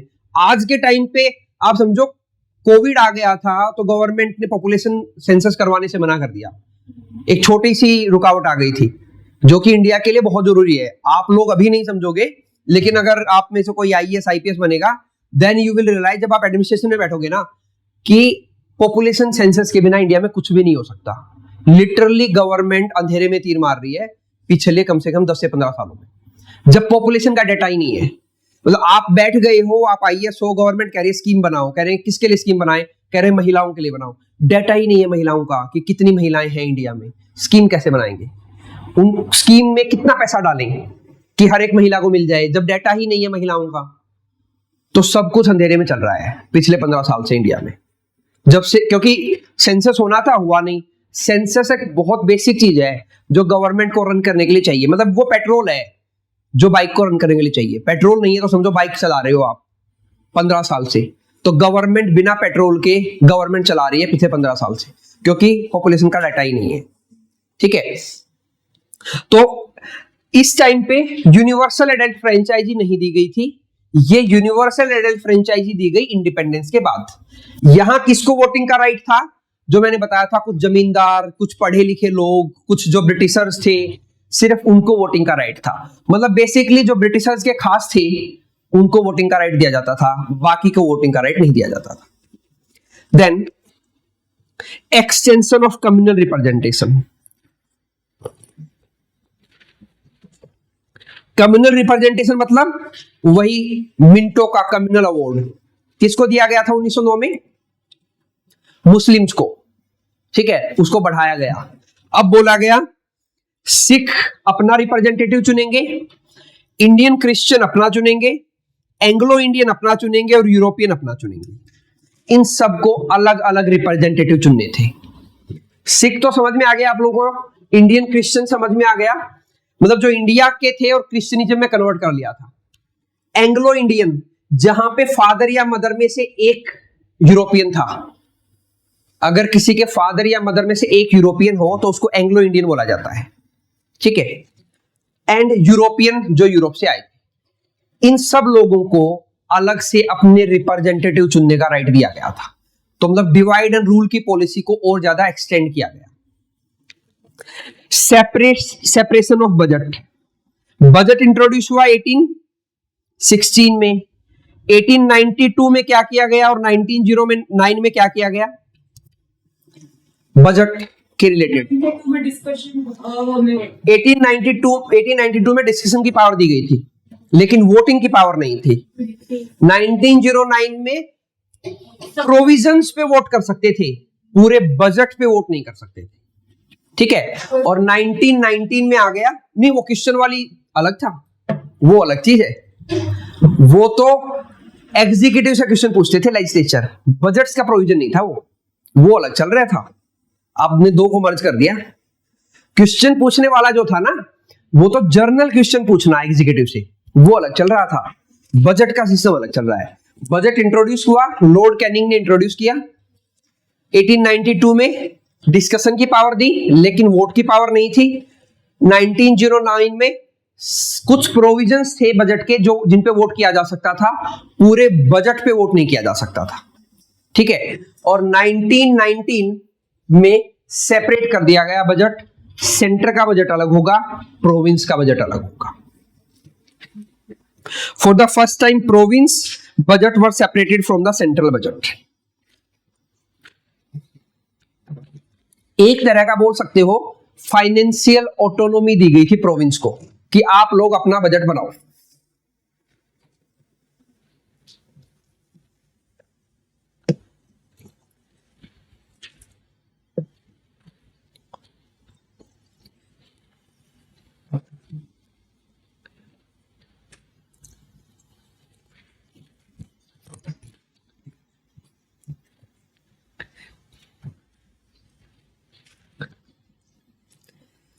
डन। नेक्स्ट,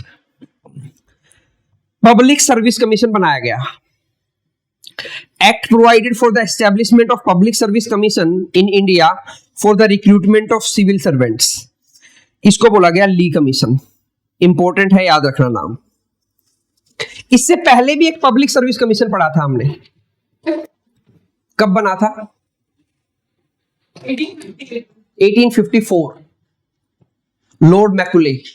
1853 में जब इंडियन सिविल सर्विसेज को ओपन किया गया था इंडियंस के लिए, तो लॉर्ड मैकुले की चेयरमैनशिप में कमीशन बनाया गया था 1854 में। तो क्या क्या याद रखते हैं हम लोग, इतने प्रोविजन थोड़ी होते हैं। और ये मैंने बताया, इन एक्ट्स में जो आया है ना, उनका सिर्फ एक एक पेज पढ़ रहे हैं हम। ये बहुत डिटेल्ड एक्ट है, मतलब पूरा इंडिया में एक रूल चल रहा था, उसके लिए बनाए गए थे। तो उनका बस एक एक पेज पढ़ रहे हैं, जितनी ये पूरी बुक लिखी गई है एक्ट में, तो उनका एक एक पेज पढ़ रहे हैं जस्ट हम, ठीक है। आप लोगों को उसी में लग रहा है कि बहुत ज्यादा हो गया है, ठीक है। रिवीजन करना पड़ेगा, जब तक रिवीजन नहीं करोगे ना चीजें समझ में नहीं आएंगी। आप लोग भूलोगे। जैसे बजट, जब बजट आया, जैसे फॉर एग्जांपल यही मान लो सिविल सर्विस आया, तो आपको वो स्टोरी याद आनी चाहिए कि भाई पहली बार लॉर्ड वॉरेन हास्टिंग ने डीसी बैठाए, फिर कॉर्नवालिस आए, उन्होंने कॉर्पोरेटेड एंड नॉन कॉर्पोरेटेड सर्विस बनाई। फिर 1833 में इंडियंस के लिए ओपन करने की कोशिश की गई, लेकिन डायरेक्टर्स ने मना कर दिया।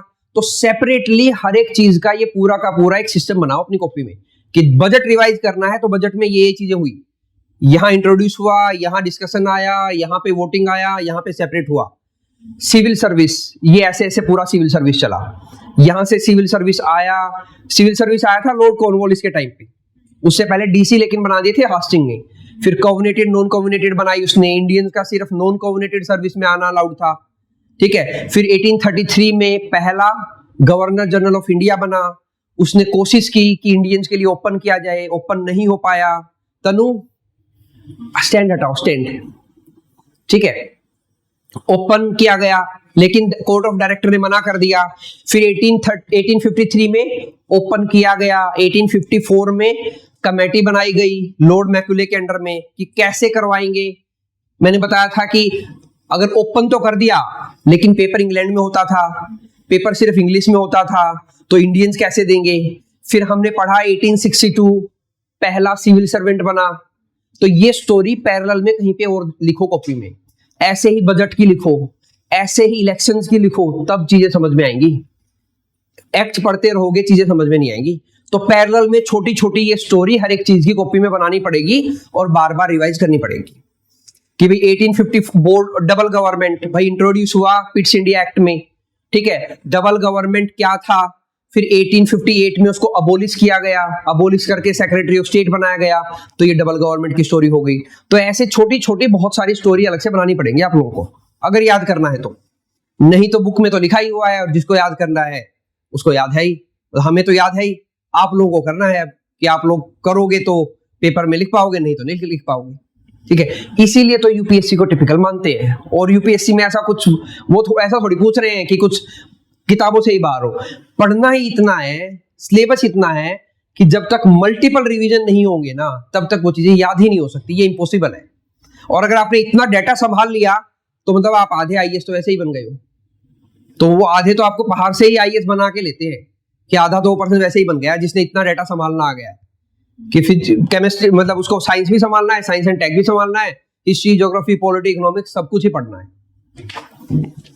सोच रहे हो कि बहुत ही गलत आइडिया था जिसने भी ये सिलेबस बनाया कि यूपीएससी में क्या आएगा, ठीक है। तो ली कमीशन फिर एक इंपॉर्टेंट कमीशन, मतलब जब सिविल सर्विसेज का इवोल्यूशन लिखोगे तो उसमें यहां पे जब आओगे तो 1990 में लिखोगे फिर से पब्लिक सर्विस कमीशन बनाया गया। और पब्लिक सर्विस कमीशन में का नाम था ली कमीशन। ये यूपीएससी ने पूछा है ली कमीशन किस चीज से रिलेटेड था, तो ये पब्लिक सर्विस कमीशन था ली कमीशन, ठीक है। ली कमेटी और मैकॉले कमेटी में क्या फर्दर क्योंकि जैसे जैसे डेवलपमेंट हो रहा था ना, नए नए प्रोविंस बन रहे थे, तो और ज्यादा सिविल सर्वेंट्स की रिक्वायरमेंट पड़ रही थी, तो और उनमें उनका इंडिजनाइजेशन करना था। तो बात ये भी उठ रही थी कि पेपर को इंडिया में करवाओ। तो पेपर धीरे धीरे दोनों जगह होने स्टार्ट होगा, इंडिया में भी और यूरोप में भी। फिर पेपर इंडिया में ही होगा। फिर उनकी ट्रेनिंग कहाँ होगी, पहले उनकी ट्रेनिंग बाहर होती थी, फिर धीरे धीरे उनकी ट्रेनिंग इंडिया में होगी, ठीक है। ये चीजें हम मॉडर्न हिस्ट्री में पढ़ेंगे डिटेल में, ठीक है। तो और ज्यादा चेंज करने के लिए सेंट्रल पब्लिक सर्विस कमीशन बनाया गया 1926 में। Mandate for statutory commission last provision होगा शायद इसका। हाँ, गवर्नमेंट ऑफ इंडिया एक्ट में इतनी सारी चीजें डाली गई, डायरकी डाली गई, बाइकैमरलिज्म डाला गया, बजट को सेपरेट किया गया। भाई ये बोला कि हम लोग मतलब ब्रिटिशर्स हर बार एक्ट बना रहे हैं और अगला एक्ट बना देते हैं उसके कुछ टाइम के बाद, लेकिन हम लोग ये तो देख ही नहीं रहे ना कि वो एक्ट इंप्लीमेंट हो पा रहा है इंडिया में कि नहीं हो पा रहा है। अब तक ब्रिटिश पार्लियामेंट सिर्फ लॉ बना रही थी, इंप्लीमेंटेशन नहीं देख रही थी कि इंप्लीमेंटेशन हो रहा है कि नहीं हो रहा है। तो पहली बार उन्होंने एक प्रोविजन डाला कि एक स्टैट्यूटरी कमीशन बनाएंगे। 1919 के बाद 10 साल के बाद 1929 में एक स्टैट्यूटरी कमीशन बनाया जाएगा और ये स्टैट्यूटरी कमीशन इंडिया जाएगा और इंडिया जाके ये देखेगा कितने प्रोविजन इंप्लीमेंट हुए कितने नहीं हुए, ठीक है। इस कमीशन को 8 साल में ही बना दिया गया 1927 में, ठीक है। इसका नाम था साइमन कमीशन। 1927 में जो बना, जॉन साइमन इसके हेड थे और इसमें कुल मिला के 7 मेंबर थे और 7 ब्रिटिशर्स थे जो इंडिया में गवर्नमेंट ऑफ इंडिया एक्ट 1919 की इंप्लीमेंटेशन को देखने आए थे, कितना इंप्लीमेंट हुआ कितना नहीं हुआ, ठीक है। इसका इंडिया में प्रोटेस्ट किया गया इसके अगेंस्ट में, क्योंकि इसमें सारे के सारे इंडियन थे। जब ये इंडिया आया तो 1928 हो चुका था, ठीक है। सारे ब्रिटिशर्स थे इसमें, उसकी वजह से इंडिया में इसका प्रोटेस्ट हुआ। इंडिया ये आया 1928 में। इंडिया में इन्होंने लैंड किया मुंबई में, और फिर जब ये लाहौर गए, क्योंकि उस वक्त लाहौर भी इंडिया का ही पार्ट था, इंडिया नहीं मतलब ब्रिटिशर्स का, ब्रिटिश इंडिया का पार्ट था।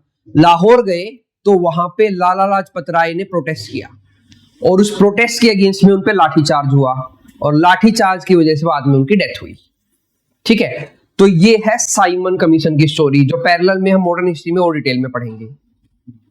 तो this was government of India act 1919। इसके बाद हमने पढ़ा, इसके बाद गवर्नमेंट ऑफ इंडिया एक्ट 1935 आएगा।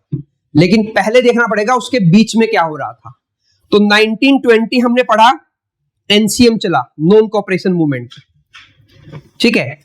देन उसके बाद 1928 नेहरू रिपोर्ट, मोतीलाल नेहरू, जवाहरलाल नेहरू के फादर, ये एक रिपोर्ट बनाएंगे पूरी कि इंडियंस को क्या क्या चाहिए ब्रिटिशर्स से, उसको नेहरू रिपोर्ट बोला जाएगा, ठीक है। हालांकि ऑल इंडिया मुस्लिम लीग इसके अगेंस्ट में होगा, ठीक है। लॉर्ड ब्रिकनहेड नाम का एक पर्सन इस वक्त सेक्रेटरी ऑफ स्टेट था इंडिया के लिए। उसने बोला इंडियंस को कि भाई आप लोग बार बार कह रहे हो कि हम लोगों को इंडिपेंडेंस दे दो, इंडिपेंडेंस दे दो, इंडिपेंडेंस दे दो, आप चलाओगे कैसे इंडिया को? आपके यहां पे इतना डाइवर्सिटी है कि आप लोग यूनाइट हो ही नहीं सकते, और यूनाइट नहीं होगे तो चलाओगे कैसे? तो अगर हम लोगों ने छोड़ भी दिया तो आपके यहां तो रिवोल्ट होने, दंगे होने हैं, ठीक है। अगर हम चले भी गए ना, दंगे होंगे। तो उन्होंने बोला कि आप लोग एक काम करो, दो मेन पार्टी थी, इंडियन नेशनल कांग्रेस और ऑल इंडिया मुस्लिम लीग। उन्होंने बोला कि आप दोनों मिलके एक कॉमन एजेंडा बना लो इंडिया के लिए कि कैसे आप इंडिया को चलाओगे। अगर आप लोगों ने एजेंडा बना लिया ना कॉमन, तो हम पावर आप लोगों को दे देंगे, ट्रांसफर कर देंगे, क्योंकि उसको पता था कि ऐसा कर ही नहीं पाएंगे।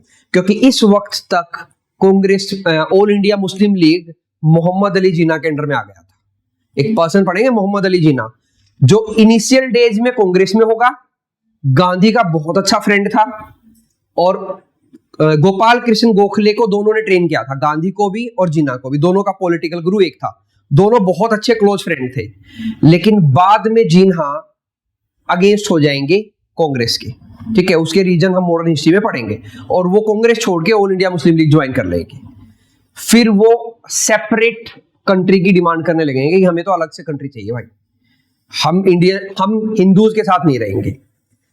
तो जब उन्होंने ये चैलेंज दिया तो नेहरू ने रिपोर्ट बनाई। इस रिपोर्ट के अगेंस्ट में जिन्ना ने 14 पॉइंट लिखे, 14 पॉइंट ऑफ जिन्ना, मोहम्मद अली जिन्ना।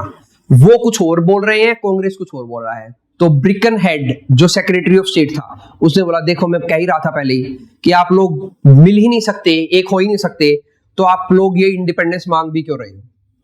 ये जो नेहरू रिपोर्ट है, इसमें पहली बार डोमिनियन स्टेटस मांगा गया था कि इंडिया को डोमिनियन स्टेटस दे दो।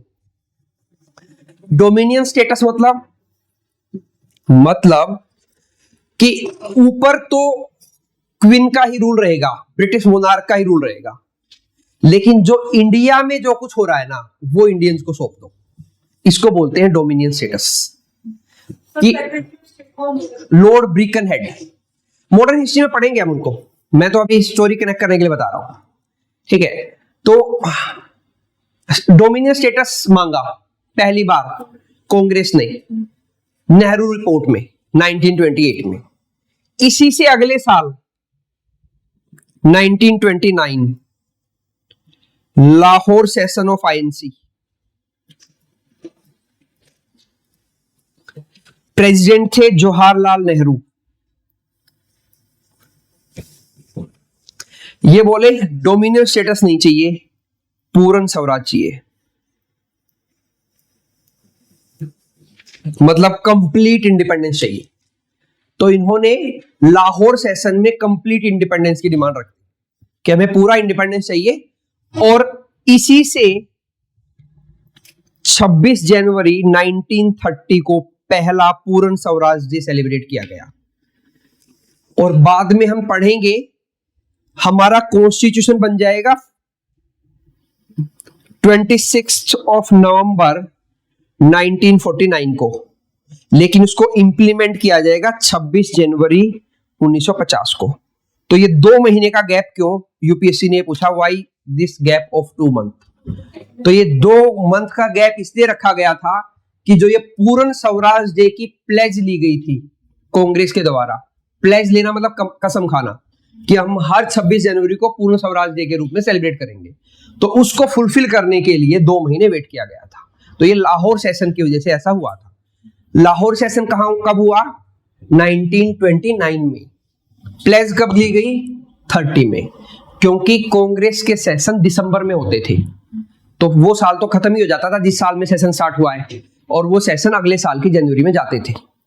सेशन का मतलब जितने भी कांग्रेसमैन थे, कांग्रेस के रिप्रेजेंटेटिव थे या जिन्होंने कांग्रेस ज्वाइन कर रखी थी, वो एक जगह आके बैठते थे। नॉर्मली ये सेशन रूरल एरिया में रखे जाते थे ताकि मास को ज्यादा कनेक्ट किया जाए, क्योंकि उस वक्त इंडिया में रूरल इंडिया ही ज्यादा था। आज भी रूरल इंडिया ही ज्यादा है। इंडिया में आज भी 65% इंडिया रूरल में ही रहता है, शहरों में तो 35% ही है। ठीक है, तो रूरल एरिया में रखे जाते थे। सबसे ज्यादा आईएनसी सेशन हुए मद्रास में। मद्रास में सबसे ज्यादा आईएनसी सेशन हुए। ठीक है, तो ये बात भी याद रखना। तो इस प्लेज को कंप्लीट करने के लिए ये 2 महीने का वेट किया गया था। ठीक है, तो नेहरू ने डिमांड कर दिया पूर्ण स्वराज, मोतीलाल नेहरू ने बोला था डोमिनियन स्टेटस। इससे पहले हमने पढ़ा ब्रिटिशर्स ने बोला था कि हम आपको ग्रेजुअल इंट्रोड्यूस करेंगे रिस्पॉन्सिबल गवर्नमेंट। ये बोले रिस्पॉन्सिबल गवर्नमेंट को छोड़ो, हो गई रिस्पॉन्सिबल गवर्नमेंट, क्योंकि उन्होंने एनसीएम में देखा कि बहुत सारे लोग महात्मा गांधी के साथ कनेक्ट कर पा रहे हैं, तो उनको लगा कि ये सही टाइम है, हम एक और मूवमेंट चलाएंगे। तो 1929 में ब्रिटिशर्स के सामने ये बात रख दी गई, या तो पूर्ण स्वराज दे दो, नहीं तो फिर हम सीडीएम लॉन्च करेंगे, सिविल डिसओबीडियंस मूवमेंट। तो गांधी ने 11 पॉइंट का एक एजेंडा बना के दिया कि भाई या तो ये 11 पॉइंट मान लो, नहीं तो फिर मैं सीडीएम लॉन्च कर दूंगा, सिविल डिसओबीडियंस मूवमेंट। ठीक है, इसके पैरेलल में साइमन कमीशन इंडिया से वापस चला गया ब्रिटेन। उन्होंने जाके अपनी रिपोर्ट सौंप दी कि भाई हम लोग को ये चीजें पता लगी। ठीक है, तो ब्रिटेन में 1930, 1931, 1932 में 3 राउंड टेबल कॉन्फ्रेंस हुई। Round table conference. ठीक है, तो एक तरफ तो महात्मा गांधी सीडीएम लॉन्च करने की कह रहे हैं, दूसरी तरफ ब्रिटिशर्स कह रहे हैं कि आओ लंदन में यहां बैठ के बात करते हैं इंडिया में क्या करना है। उसके लिए उन्होंने राउंड टेबल कॉन्फ्रेंस स्टार्ट की, और इंडिया की जितनी बड़ी बड़ी पॉलिटिकल पार्टी थी, ऑल इंडिया मुस्लिम लीग, ठीक है, इस टाइम तक जो BR अम्बेडकर हैं वो भी पॉलिटिक्स में आ गए थे, और उन्होंने all India depress class federation बना दिया था 1930 में all India depressed class federation. एक तरफ इंडियन नेशनल कांग्रेस थी, हिंदू महासभा नाम की भी एक पार्टी बन चुकी थी 1925 में। ठीक है, इन सबको इनविटेशन भेजा ब्रिटिशर्स ने, हिंदू महासभा को, ऑल इंडिया मुस्लिम लीग को, all India depress class federation को, ठीक है, और आईएनसी को, इंडियन नेशनल कांग्रेस को, सबको इनविटेशन आया। और भी जितनी छोटी छोटी पार्टी थी सबको बुलाया कि आओ बैठ के बात करते हैं कि इंडिया के लिए क्या करना है, क्योंकि उनको नेक्स्ट एक्ट बनाना था इंडिया के लिए, ये वाला। तो इस एक्ट बनाने से पहले वो इंडियंस को साथ में लेना चाह रहे थे। ठीक है, और इसी टाइम पे महात्मा गांधी ने सीडीएम लॉन्च करने के लिए बोल दिया। तो उनकी डिमांड फुलफिल नहीं हुई, महात्मा गांधी ने सीडीएम लॉन्च किया। उसमें एक कॉमन डिमांड थी, एक बहुत ही बेसिक डिमांड थी, सोल्ट टैक्स को अबोलिश करना। इंडिया में सोल्ट टैक्स लगता था, सोल्ट टैक्स मतलब सोल्ट नमक बनाने पे टैक्स लगता था। तो उनका मानना था ये बहुत ही बेसिक चीज है, इस पे टैक्स नहीं लगना चाहिए, क्योंकि गरीब से गरीब को भी सोल्ट तो चाहिए। ठीक है, इसलिए उन्होंने दांडी यात्रा की थी, दांडी मार्च किया, और वहां से सीडीएम लॉन्च किया, सोल्ट बना के और सोल्ट लॉ को ब्रेक करके। ये स्टोरी हम पैरेलल में मॉडर्न हिस्ट्री में पढ़ेंगे। तो 1930 इंडिया में सीडीएम लॉन्च हुआ, और उधर round table conference. Round table conference में कांग्रेस नहीं गई, पहली राउंड टेबल कॉन्फ्रेंस में कांग्रेस नहीं गई। कांग्रेस के ना आने से राउंड टेबल कॉन्फ्रेंस का मीनिंग ही नहीं रहा, क्योंकि आधे से ज्यादा इंडिया कांग्रेस की मेंबर थी, बाकी पार्टीज के बहुत कम मेंबर थे। तो इस टाइम पे 1930 इंडिया में लॉर्ड इरविन नाम का एक वाइसरॉय था। Lord Irwin. लॉर्ड इरविन ने जब गांधी ने 1930 में सीडीएम लॉन्च किया, सीडीएम लॉन्च करते ही उनको अरेस्ट कर लिया गया था। ठीक है, अरेस्ट किया तो वो जेल में थे, तो ये उनसे मिलने गए, तो गांधी इरविन पैक्ट हुई। आप लोग हिस्ट्री में एक इवेंट पढ़ोगे, गांधी इरविन पैक्ट। अगर याद, एक लेक्चर में याद नहीं होगा, लेक्चर का मतलब है आप उनको समझो, जब आप रिवाइज करोगे ना तो हो सकता है आपको लेक्चर देखने भी पड़े घर जाके दोबारा, तो रिवाइज करोगे तो चीजें समझ में आएंगी। तो गांधी इरविन पैक्ट हुई। गांधी इरविन पैक्ट में यह डिसीजन लिया गया कि सीडीएम को सस्पेंड किया जाए और INC second round table conference को ज्वाइन करने के लिए जाएगी। तो महात्मा गांधी को फ्री किया गया बिकॉज ही वाज अरेस्टेड, तो उनको फ्री किया गया और वो इंग्लैंड में गए second round table conference join करने के लिए। यूपीएससी ने यह भी पूछा कि ये सेकंड राउंड टेबल कॉन्फ्रेंस क्यों हुई थी। ये कॉन्फ्रेंस हुई थी इंडिया में गवर्नमेंट ऑफ इंडिया एक्ट 1935 बनाने के लिए, कि इंडिया में क्या क्या चेंज किए जाएं, उसके लिए राउंड टेबल कॉन्फ्रेंस हुई थी। ठीक है, जब आप लोगों ने हिंदी में पढ़ा होगा तो गोलमेज सम्मेलन बोलते हैं इनको, गोलमेज सम्मेलन हुए थे, राउंड टेबल कॉन्फ्रेंस। तो second round table conference Gandhi ही गए थे इसमें। 5th of March 1931 और 31st of March 1931 Rajguru, Sukhdev और भगत सिंह को they were hanged on the same year same month. तो गांधी ने जब ये गांधी इरविन पैक्ट की थी ना, तो उस पैक्ट में एक कंडीशन ये भी थी कि इन तीनों को फांसी को रोक दिया जाए, लेकिन ब्रिटिशर्स बोले फांसी नहीं रोकेंगे, आपको पैक्ट करना है तो करो, जाना है तो जाओ, नहीं जाना है तो मत जाओ। उन्होंने बहुत क्लियरली बोल दिया। तो गांधी के पास चॉइस नहीं थी, तो गांधी ने बोला कि अगर मैं ऐसा करता हूं कि नहीं जाऊंगा तो सब कुछ ही रुक जाएगा, और मैं अड़ा रहूंगा कि भाई इन तीनों की फांसी रोकी जाए, तो ब्रिटिशर्स नहीं मानेंगे। उन्होंने साफ मना कर दिया था कि इन तीनों की फांसी पे नहीं मानेंगे, क्योंकि उन्होंने असेंबली हॉल में बम गिरा दिया था, जो पार्लियामेंट होती है उसमें बम गिरा दिया था 1929 में, तो इनको अरेस्ट किया गया था तीनों को। ठीक है, इन्होंने अपना अरेस्ट खुद ही दे दिया था। ठीक है, तो 1931 31 मार्च उनको दे वर हैंग्ड। उससे पहले गांधी ने गांधी इरविन पैक्ट की, तो जब गांधी गए थे इंडिया से तो उनको ब्लैक फ्लैग दिखाए गए थे पूरे रास्ते में कि आप चाहते तो इन तीनों को बचा सकते थे, आपने बचाया नहीं। लेकिन गांधी का पॉइंट ऑफ व्यू ये था कि अगर मैं इन तीनों की बात पे अड़ा रहता तो फिर चीजें आगे ही नहीं बढ़ पाती, तो फिर ब्रिटिशर्स वही करते जो उनको करना था, और वो तो रूल कर ही रहे थे, तो उसके वो उनका बोलना है, उनके पास चॉइस नहीं थी। ठीक है, उनकी ऑटोबायोग्राफी में भी लिखा हुआ है my experience with the truth. ठीक है, तो ये स्टोरी लिखी हुई है उनके ऑटोबायोग्राफी में कि 5 मार्च को उन्होंने पैक्ट किया, 31 मार्च को दे वर हैंग्ड। तो ये कंडीशन गांधी ने रखी थी, लेकिन ब्रिटिशर्स ने मानने से मना कर दिया कि हम इन 3 को नहीं छोड़ेंगे। ये स्टोरी पहले में मॉडर्न हिस्ट्री में हम डिटेल में पढ़ेंगे। तो second round table conference Gandhi गए, लेकिन वहां पे डोमिनियन स्टेटस की बात हो रही थी। तो गांधी बोले डोमिनियन स्टेटस तो बहुत पीछे छोड़ा है हम। ठीक है, डोमिनियन स्टेटस तो एक तरह का पोस्ट डेटेड चेक हो गया, डेट जा चुकी उसकी, अब तो हमें इंडिपेंडेंस चाहिए। उस पर अगर बात करना चाहते तो करेंगे, नहीं तो नहीं। तो उस पर ब्रिटिशर नहीं माने, तो वो वापस आ गए। वापस आके उन्होंने दोबारा से सीडीएम को लॉन्च कर दिया, रीलॉन्च कर दिया। ठीक है, तो सेकंड राउंड टेबल कॉन्फ्रेंस में भी कुछ बात नहीं हो पाई। थर्ड राउंड टेबल कॉन्फ्रेंस 1932 में हुई, फिर से कांग्रेस को इनवाइट किया गया, कांग्रेस से कोई भी नहीं गया। तो इन तीनों राउंड टेबल कॉन्फ्रेंस में सिर्फ एक में ही कांग्रेस गई थी, और वो भी सेकंड में कांग्रेस की तरफ से महात्मा गांधी गए थे। देन इन तीनों राउंड टेबल कॉन्फ्रेंस में एक पर्सन गया था, B.R. अम्बेडकर, और उन्होंने बना रखा था all India depressed class federation, कि जो डिप्रेस्ड क्लास है, दलित क्लास है, उनकी भी तो कोई वॉइस होनी चाहिए। ठीक है, तीनों राउंड टेबल कॉन्फ्रेंस में वो गए, और 1930 में ही demanded separate electorate for depressed class, कि भाई डिप्रेस्ड क्लास के लिए सेपरेट इलेक्टोरेट दे दो। इससे पहले हमने पढ़ लिया मुस्लिम्स को सेपरेट इलेक्टोरेट दिए जा चुके हैं, सिख को दिए जा चुके हैं, इंडियन क्रिश्चियंस, एंग्लो इंडियन और यूरोपियंस को। तो अब डिमांड कर ली इन्होंने कि हमें भी सेपरेट इलेक्टोरेट दे दो। तो उस टाइम पे ब्रिटेन के प्राइम मिनिस्टर थे रैमसे मैकडोनाल्ड।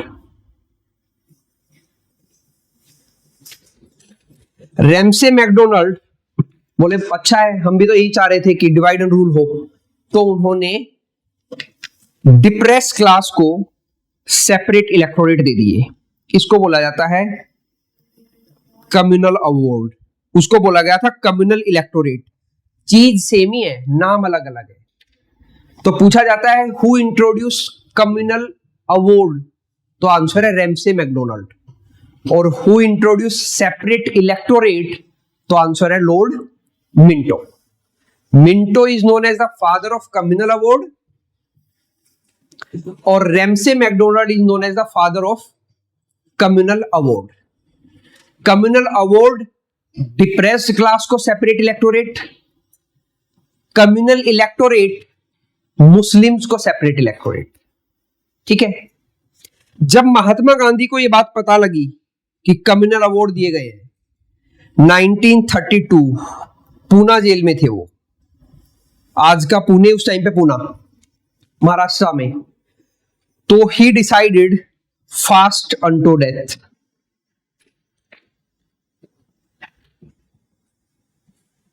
कि अगर ये प्रोविजन वापस नहीं लिया गया ना तो मैं यही जेल में ही मर जाऊंगा। तो ही स्टार्ट फास्ट अनटू डेथ। तो एक पर्सन है मदन मोहन मालवीय MMM, उन्होंने BR अंबेडकर को अप्रोच किया। BR अंबेडकर को पूना जेल लेके गए और गांधी अंबेडकर पैक्ट हुई, जिसको बोला जाता है पूना पैक्ट। ठीक है। पूना पैक्ट में यह डिसाइड हुआ कि सेपरेट इलेक्टोरेट डिप्रेस क्लास को नहीं दिया जाएगा, उसको BR अंबेडकर वापस ले लेंगे। इसके बजाय रिजर्वेशन दिया जाएगा।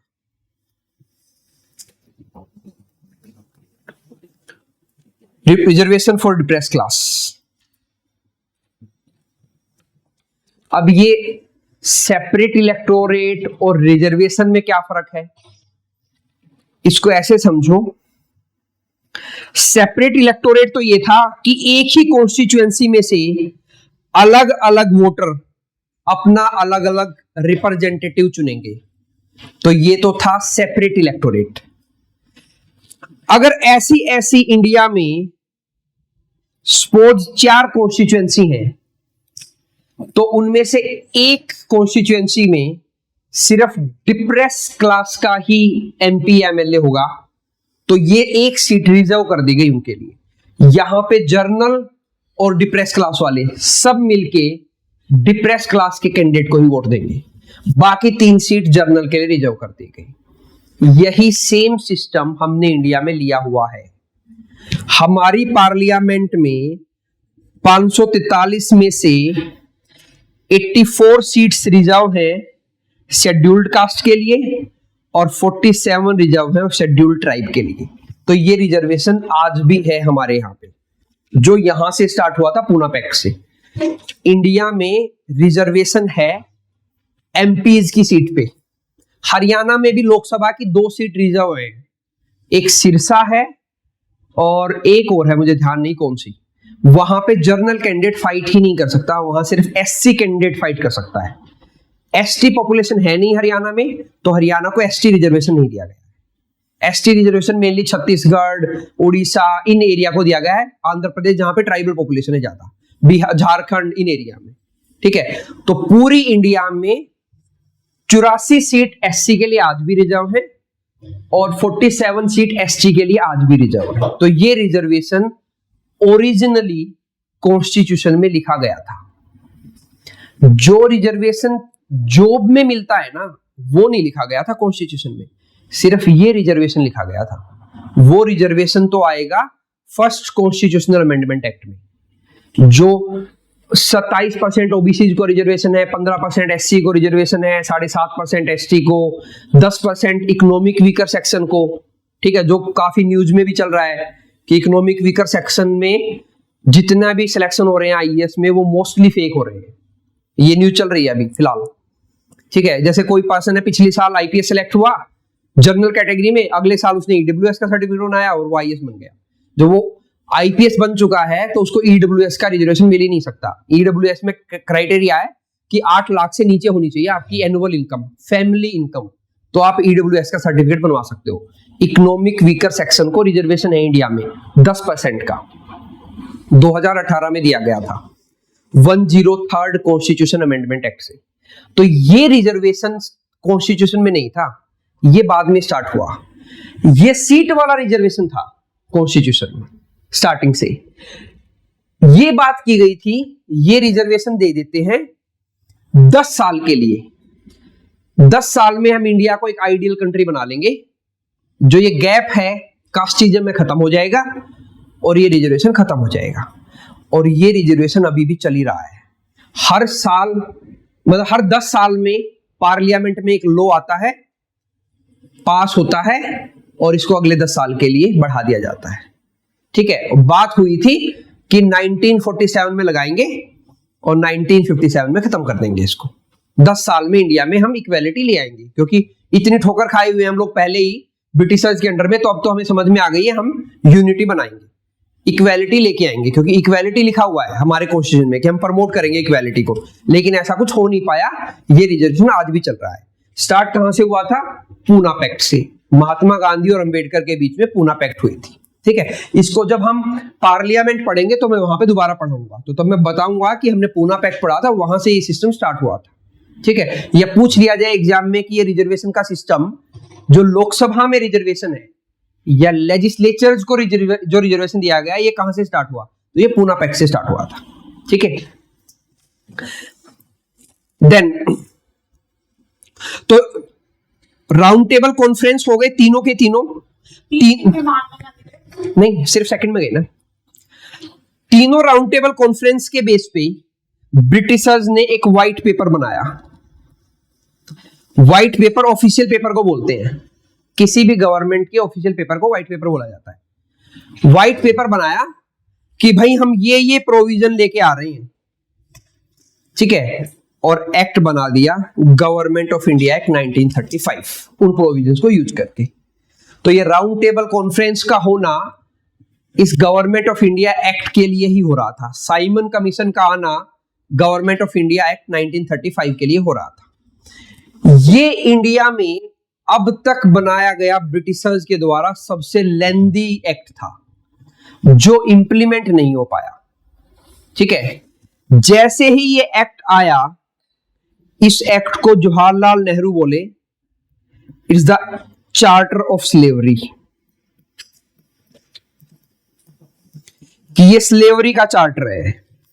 मतलब अगर ये इंप्लीमेंट हो गया तो हम लोग कभी आजाद नहीं हो पाएंगे, हम स्लेव ही बन के रह जाएंगे, क्योंकि इसमें प्रोविजन ही ऐसे डाले गए थे कि ब्रिटिशर्स ने ये प्लान कर लिया था कि इंडिया को परमानेंट जो है वो कॉलोनी बना के रखना है। तो इसको नेहरू ने बोला था चार्टर ऑफ स्लेवरी, कि ये इंप्लीमेंट नहीं होना चाहिए, अगर हो गया तो ये चार्टर है एक तरह का स्लेवरी का, इंडियंस हमेशा स्लेव बन के रहेंगे। ये टाइम है 1935 का। अराउंड इसी टाइम सीडीएम खत्म होगा, सिविल डिसओबीडियंस मूवमेंट। खत्म क्यों होगा? क्योंकि महात्मा गांधी विल रियलाइज कि कोई भी एक बड़ा मूवमेंट ना एक टाइम तक ही रह सकता है, उसके बाद वो गिरने लग जाता है। ठीक है, तो उन्होंने अपने आप विड्रॉ कर लिया था एनसीएम को 1934 में। 1935 में एक्ट आया। इस एक्ट के बेस पे, एक्ट पढ़ेंगे अभी, इस एक्ट के बेस पे 1937 में इलेक्शन हुए।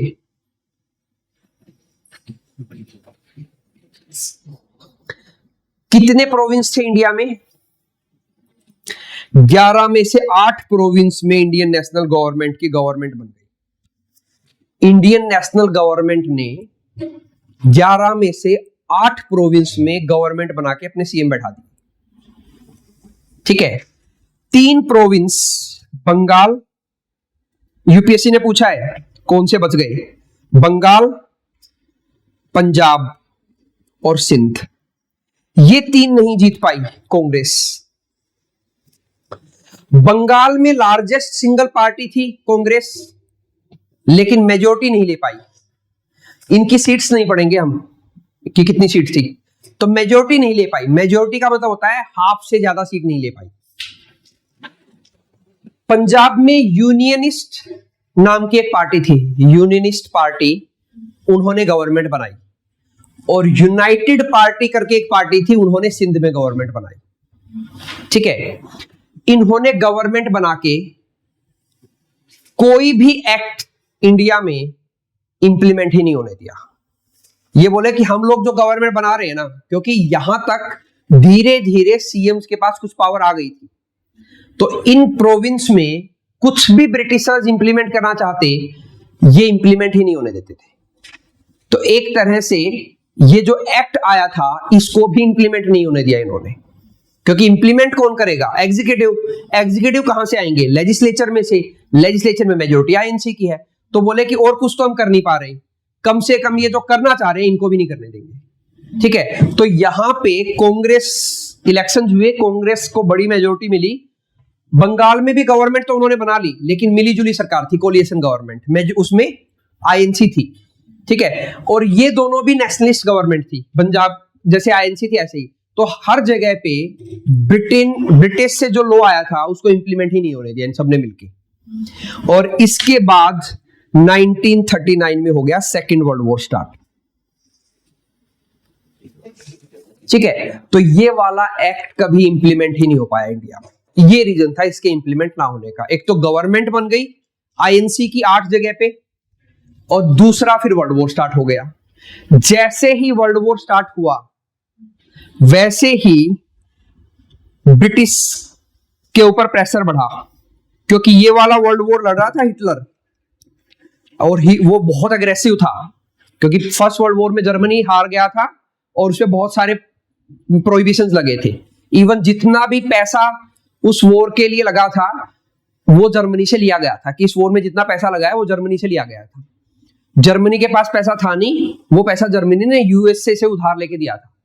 ठीक है, तो हिटलर पावर में आ गया था और हिटलर सारा हिसाब बराबर करना चाह रहा था, तो बहुत एग्रेसिवली फाइट कर रहा था।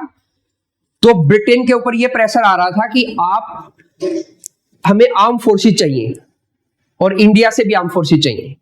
लेकिन अभी पहला वर्ल्ड वॉर हुआ तो गांधी नहीं थे, गांधी जब आए थे, अभी तो गांधी की पूरे इंडिया पे पकड़ थी। उन्होंने बोल दिया कि भाई इंडियन सिपाही जो हैं ब्रिटिश आर्मी में सर्व कर रहे हैं, भाई लड़ने मत जाना, आप लोग नहीं लड़ोगे तो कुछ नहीं कर पाएंगे।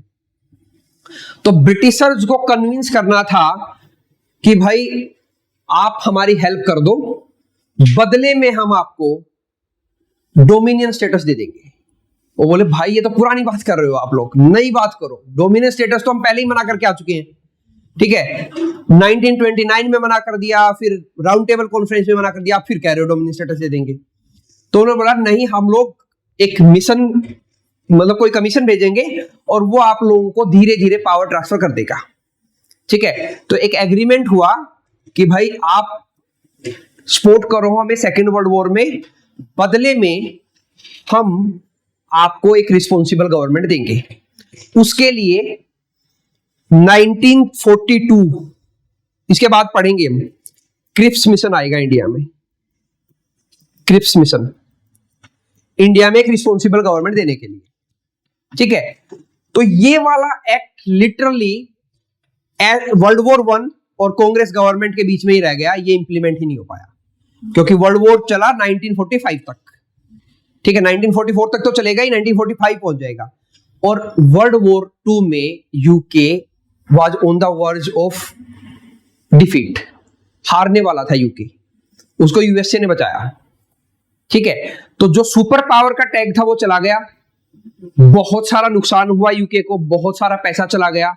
उनके पास अब इतनी ताकत नहीं बची थी कि वो कॉलोनीज पे रूल कर पाए, तो मजबूरी में उन्होंने इंडिया और बाकी कॉलोनीज को छोड़ा था। ऐसा नहीं है कि वो अपनी मर्जी से गए थे या क्विट इंडिया मूवमेंट स्टार्ट कर दिया तो इसलिए वो चले गए थे। रीजन था क्योंकि उनकी हालत इतनी टाइट हो गई थी, ना पैसा था, ना मिलिट्री थी, ना एयरफोर्स थी, ना नेवल पावर थी, सब कुछ खत्म हो गया लिटरली सेकेंड वर्ल्ड वॉर में। तो उनको लगा कि भलाई ये है कि अभी तो राजी राजी में आने दे रहे हैं, नहीं तो फिर आने भी नहीं देंगे। ठीक है, तो लॉर्ड वेवल नाम का एक वॉइसरॉय आएगा 1945 में, वो एक लेटर लिखेगा ब्रिटेन में कि भाई यहाँ सिचुएशन बहुत खराब हो चुकी है, और अब ज्यादा दिन हम रूल कर नहीं पाएंगे, या तो हमें सपोर्ट भेजो ब्रिटेन से सपोर्ट भेजते कैसे, ब्रिटेन आपकी हालत अपने आप टाइट थी, ठीक है, तो बोले कि बेटर है हम लोगों को बुला लो जो बचे खुचे हैं यहाँ पे, ठीक है। तो इस वजह से फिर इंडिया को इंडिपेंडेंस मिली थी, ये रियल रीजन था इंडिपेंडेंस मिलने का, सेकेंड वर्ल्ड वॉर में ब्रिटेन की हार, ठीक है। बाकी फैक्टर्स ने कंट्रीब्यूट किया, ऑब्वियस सी बात है। इस टाइम पीरियड पे आईएनए बनेगा, Indian national army, Azad Hind फौज। जापान अटैक करता हुआ बर्मा पे आ जाएगा। बर्मा किसी टाइम पे ब्रिटेन ने 12वां प्रोविंस बनाया था, मैंने 11 बताया ना, 12वां उन्होंने किसी टाइम बनाया था बर्मा का प्रोविंस, फिर बाद में छोड़ दिया उसको। तो जापान इंडिया के नॉर्थ ईस्ट में आ जाएगा, और जापान और ब्रिटेन की नहीं बनती थी बिल्कुल भी, ठीक है। उधर से आईएनए, इंडियन नेशनल आर्मी, फिर क्विट इंडिया मूवमेंट, फिर ब्रिटिशर्स की हार, तो ये सब चीजें कल्मिनेट करेंगी इंडिया की इंडिपेंडेंस में, ठीक है। सो अब हम देख लेते हैं 1935 के एक्ट में क्या क्या प्रोविजन आए। It was enacted based on the outcome of 3 round table conference and the Simon Commission report. तो इन कमीशन की रिपोर्ट पे और इन राउंड टेबल कॉन्फ्रेंस के बेस पे इस एक्ट को लाया गया था इंडिया में। Arguably the most important piece of legislation in modern Indian history prior to independence से पहले लाया गया ब्रिटिशर्स के द्वारा बहुत ही डिटेल्ड और इंपॉर्टेंट लेजिस्लेशन था। ये लेजिस्लेशन का मतलब एक्ट था, इतना इंपॉर्टेंट था कि मैंने बताया कि बाद में इंडियंस ने इसी को इंप्लीमेंट किया। ब्रिटिशर्स तो कर नहीं पाए, जब हम इंडिपेंडेंट हुए तो हमने इसको इंप्लीमेंट कर दिया। Massive, lengthy and detailed document essentially served as the primary blueprint for the present day constitution of India। तो ये ब्लूप्रिंट है हमारे कॉन्स्टिट्यूशन का, कि जो प्रोविजन इस एक्ट में आए वही ऑलमोस्ट हमने सारे इंडिया पे इंप्लीमेंट किए हुए हैं। तो अगर ये पूछ लिया जाए कि इंडियन कॉन्स्टिट्यूशन का ब्लूप्रिंट या बेसिक स्ट्रक्चर कहां से आया है, तो वो आया है गवर्नमेंट ऑफ इंडिया एक्ट 1935 से। पूछ लिया क्या जाए, पूछा गया है, ये क्वेश्चन पूछा गया है कि इंडियन कॉन्स्टिट्यूशन का जो बेसिक स्ट्रक्चर है या इंडियन कॉन्स्टिट्यूशन की जो बेसिक फिलोसफी है वो कौन से एक्ट से ली गई है, तो गवर्नमेंट ऑफ इंडिया 1935 एक्ट से ली गई है। यहां पे 2 चीजों में कंफ्यूज मत करना, एक तो मैं कह रहा हूं basic structure of Indian constitution,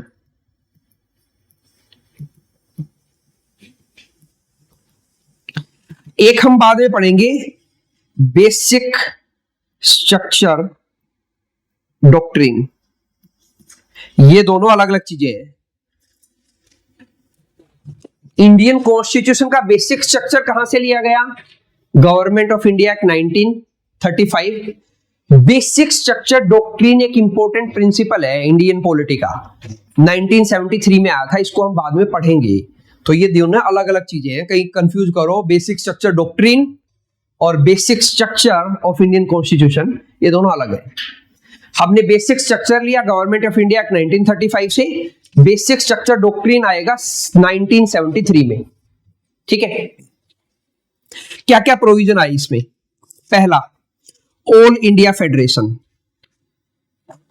तो अभी तक हमने ड्यूअल गवर्नमेंट पढ़ा, डबल गवर्नमेंट पढ़ा, डायआर्की पढ़ा, बाइकैमरलिज्म पढ़ा, अब आ गया है फेडरलिज्म। ऑल इंडिया फेडरेशन और फेडरलिज्म सेम ही चीज है। फेडरलिज्म का मतलब होता है division of law making power, ये मैंने पहले ही बताया था, लॉ मेकिंग पावर का डिवीजन होना इज फेडरलिज्म, ठीक है। यूपीएससी तभी क्लियर होगा जब आपको ये पता होगा इनमें फर्क क्या है, कि भाई ड्यूअल गवर्नमेंट क्या है, डबल गवर्नमेंट क्या थी, बाइकैमरलिज्म क्या था, फेडरलिज्म क्या है, डायआर्की क्या है। इन्हीं को बेसिक कंसेप्ट बोलते हैं। कि आपको बेसिक कंसेप्ट क्लियरिटी है कि नहीं है, ठीक है। तो मैंने एक एक करके ये बहुत बार बता दिए हैं, तो अब तो आप लोगों को ये क्लियर होना चाहिए कि क्या था ये, कब आया, क्यों आया और इसमें था क्या, ठीक है। Dual government, double government, dyarchy, bicameralism और फेडरलिज्म, आज के टाइम पे इंडिया में ये दोनों है। बाइकैमरलिज्म है हमारे यहाँ 2 हाउस है, लोकसभा राज्यसभा, और कुछ स्टेट भी हैं, 6 स्टेट है इंडिया में जहां पे बाइकैमरलिज्म है, उसको बाद में पढ़ेंगे। ये बाइकैमरलिज्म स्टेट में, बाइकैमरलिज्म सेंटर में आया था पिछले एक्ट में, इस एक्ट में आएगा स्टेट में।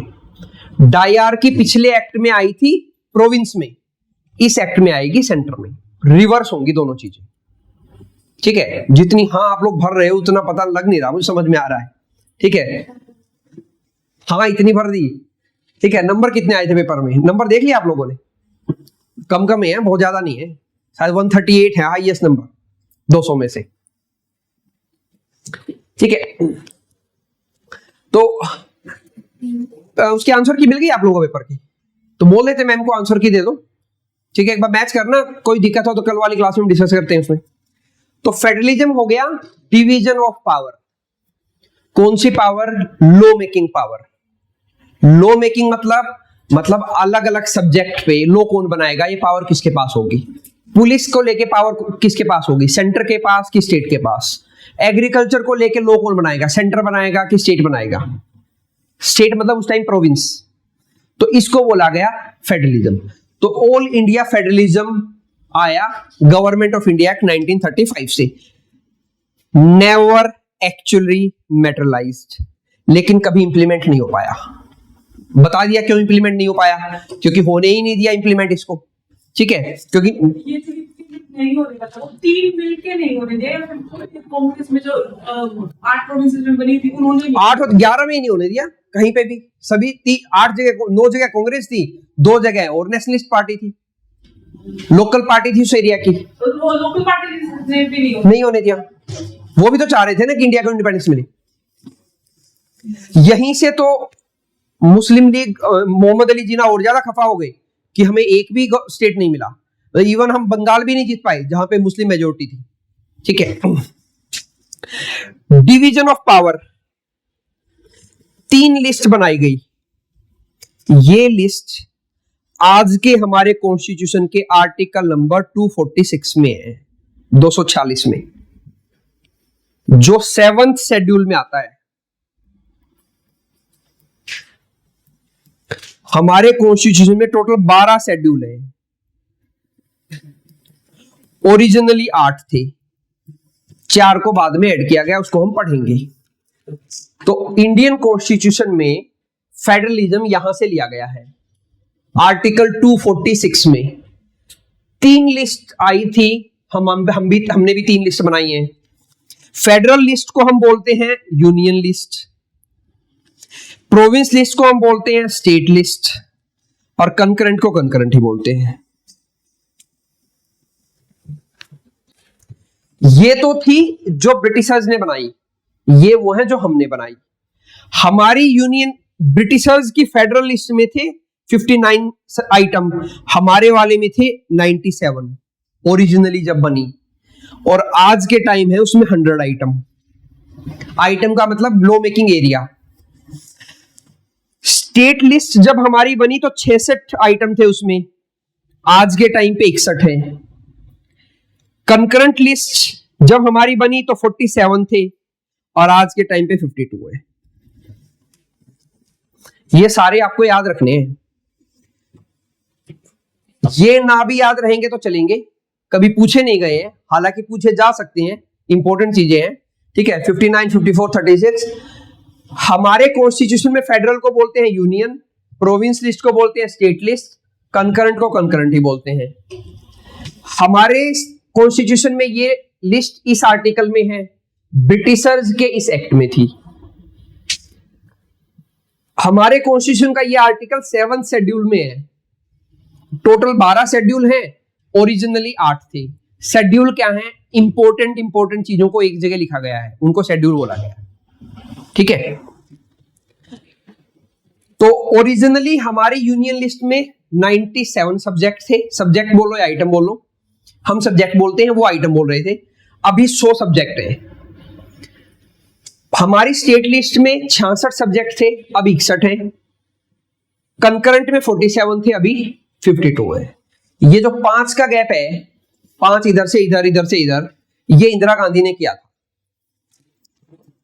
ये जो 5 का डिफरेंस है ना दोनों में, तो ये 5 सब्जेक्ट को यहां से उठा के यहां इंदिरा गांधी ने डाला था 47th कॉन्स्टिट्यूशन अमेंडमेंट में। 1942 5 subjects transferred from state list to concurrent list. 1942 तक तो आजादी भी नहीं मिली। किसमें 42 नहीं, 40 तो सेकंड तो अमेंडमेंट था 1976। 42nd डेट ही इतनी है ना, मेरी भी गलती नहीं है, डेट इतनी है। 42nd constitution amendment 1976। Indira Gandhi ने 5 सब्जेक्ट को उठा के इधर से इधर डाला, यूपीएससी ने उन्हीं 5 को पूछ लिया कि which of the following were the 5 subject transferred from state list to concurrent list through 42nd constitution amendment.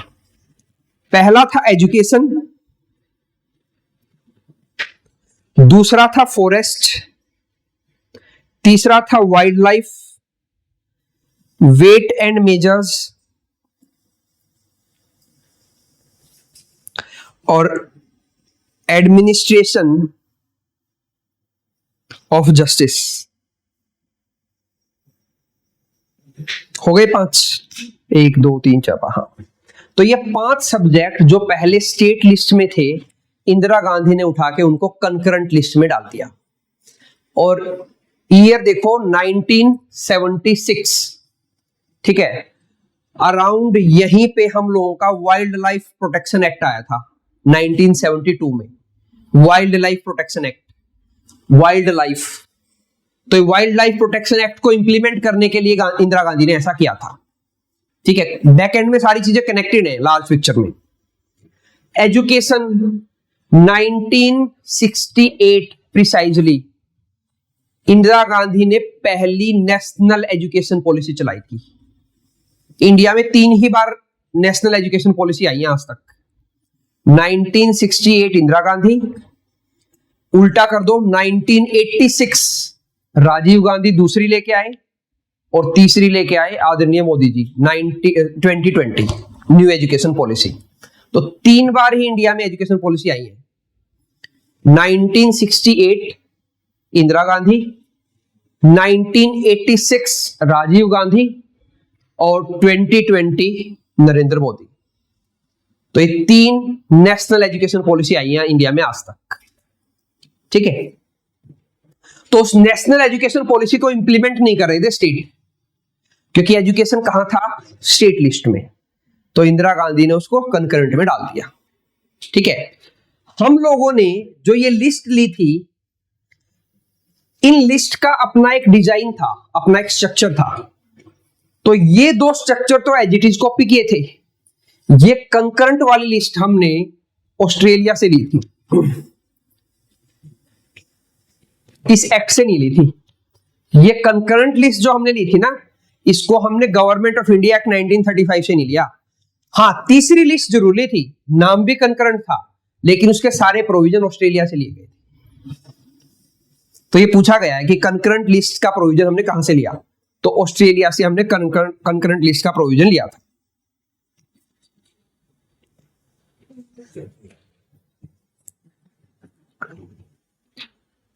Done. Then है residuary power, article 248 of Indian constitution. Indian constitution का 248वां आर्टिकल। रेज्यूडरी पावर मतलब कोई ऐसा subject निकल के आ जाए जो ना यहां लिखा हो, ना यहां लिखा हो, ना यहां लिखा हो, उस केस में लॉ मेकिंग पावर किसके पास रहेगी? तो इस एक्ट में दिया गई थी वो पावर वाइसरॉय के पास रहेगी, ठीक है। हमने रेज्यूडरी पावर को रखा है पार्लियामेंट के पास। इंडिया में रेज्यूडरी पावर पार्लियामेंट के पास है, आर्टिकल 248। जैसे फॉर एग्जांपल आईटी एक्ट बनाया 2000 का, क्योंकि आईटी नाम की कोई चीज 1947 में होती ही नहीं थी, इंफॉर्मेशन टेक्नोलॉजी। तो आईटी डेवलप हुआ 90s में, ठीक है। 1998 में गूगल बना, ठीक है। तो 1990s में .com बूम हुआ था यूएसए में। .com बूम मतलब आईटी कंपनी का राइज, सिलिकॉन वैली जो वहां की है, ठीक है। तो कभी कहीं पढ़ेंगे करंट अफेयर में तो उसको पढ़ेंगे, .com बूम यूएसए में हुआ था। तो वहां से फिर इंडिया में आईटी आया। इंडिया में विप्रो, टीसीएस, महिंद्रा, टेक महिंद्रा, इन्फोसिस, ये बड़ी बड़ी टेक जाइंट कंपनी है इंडिया की।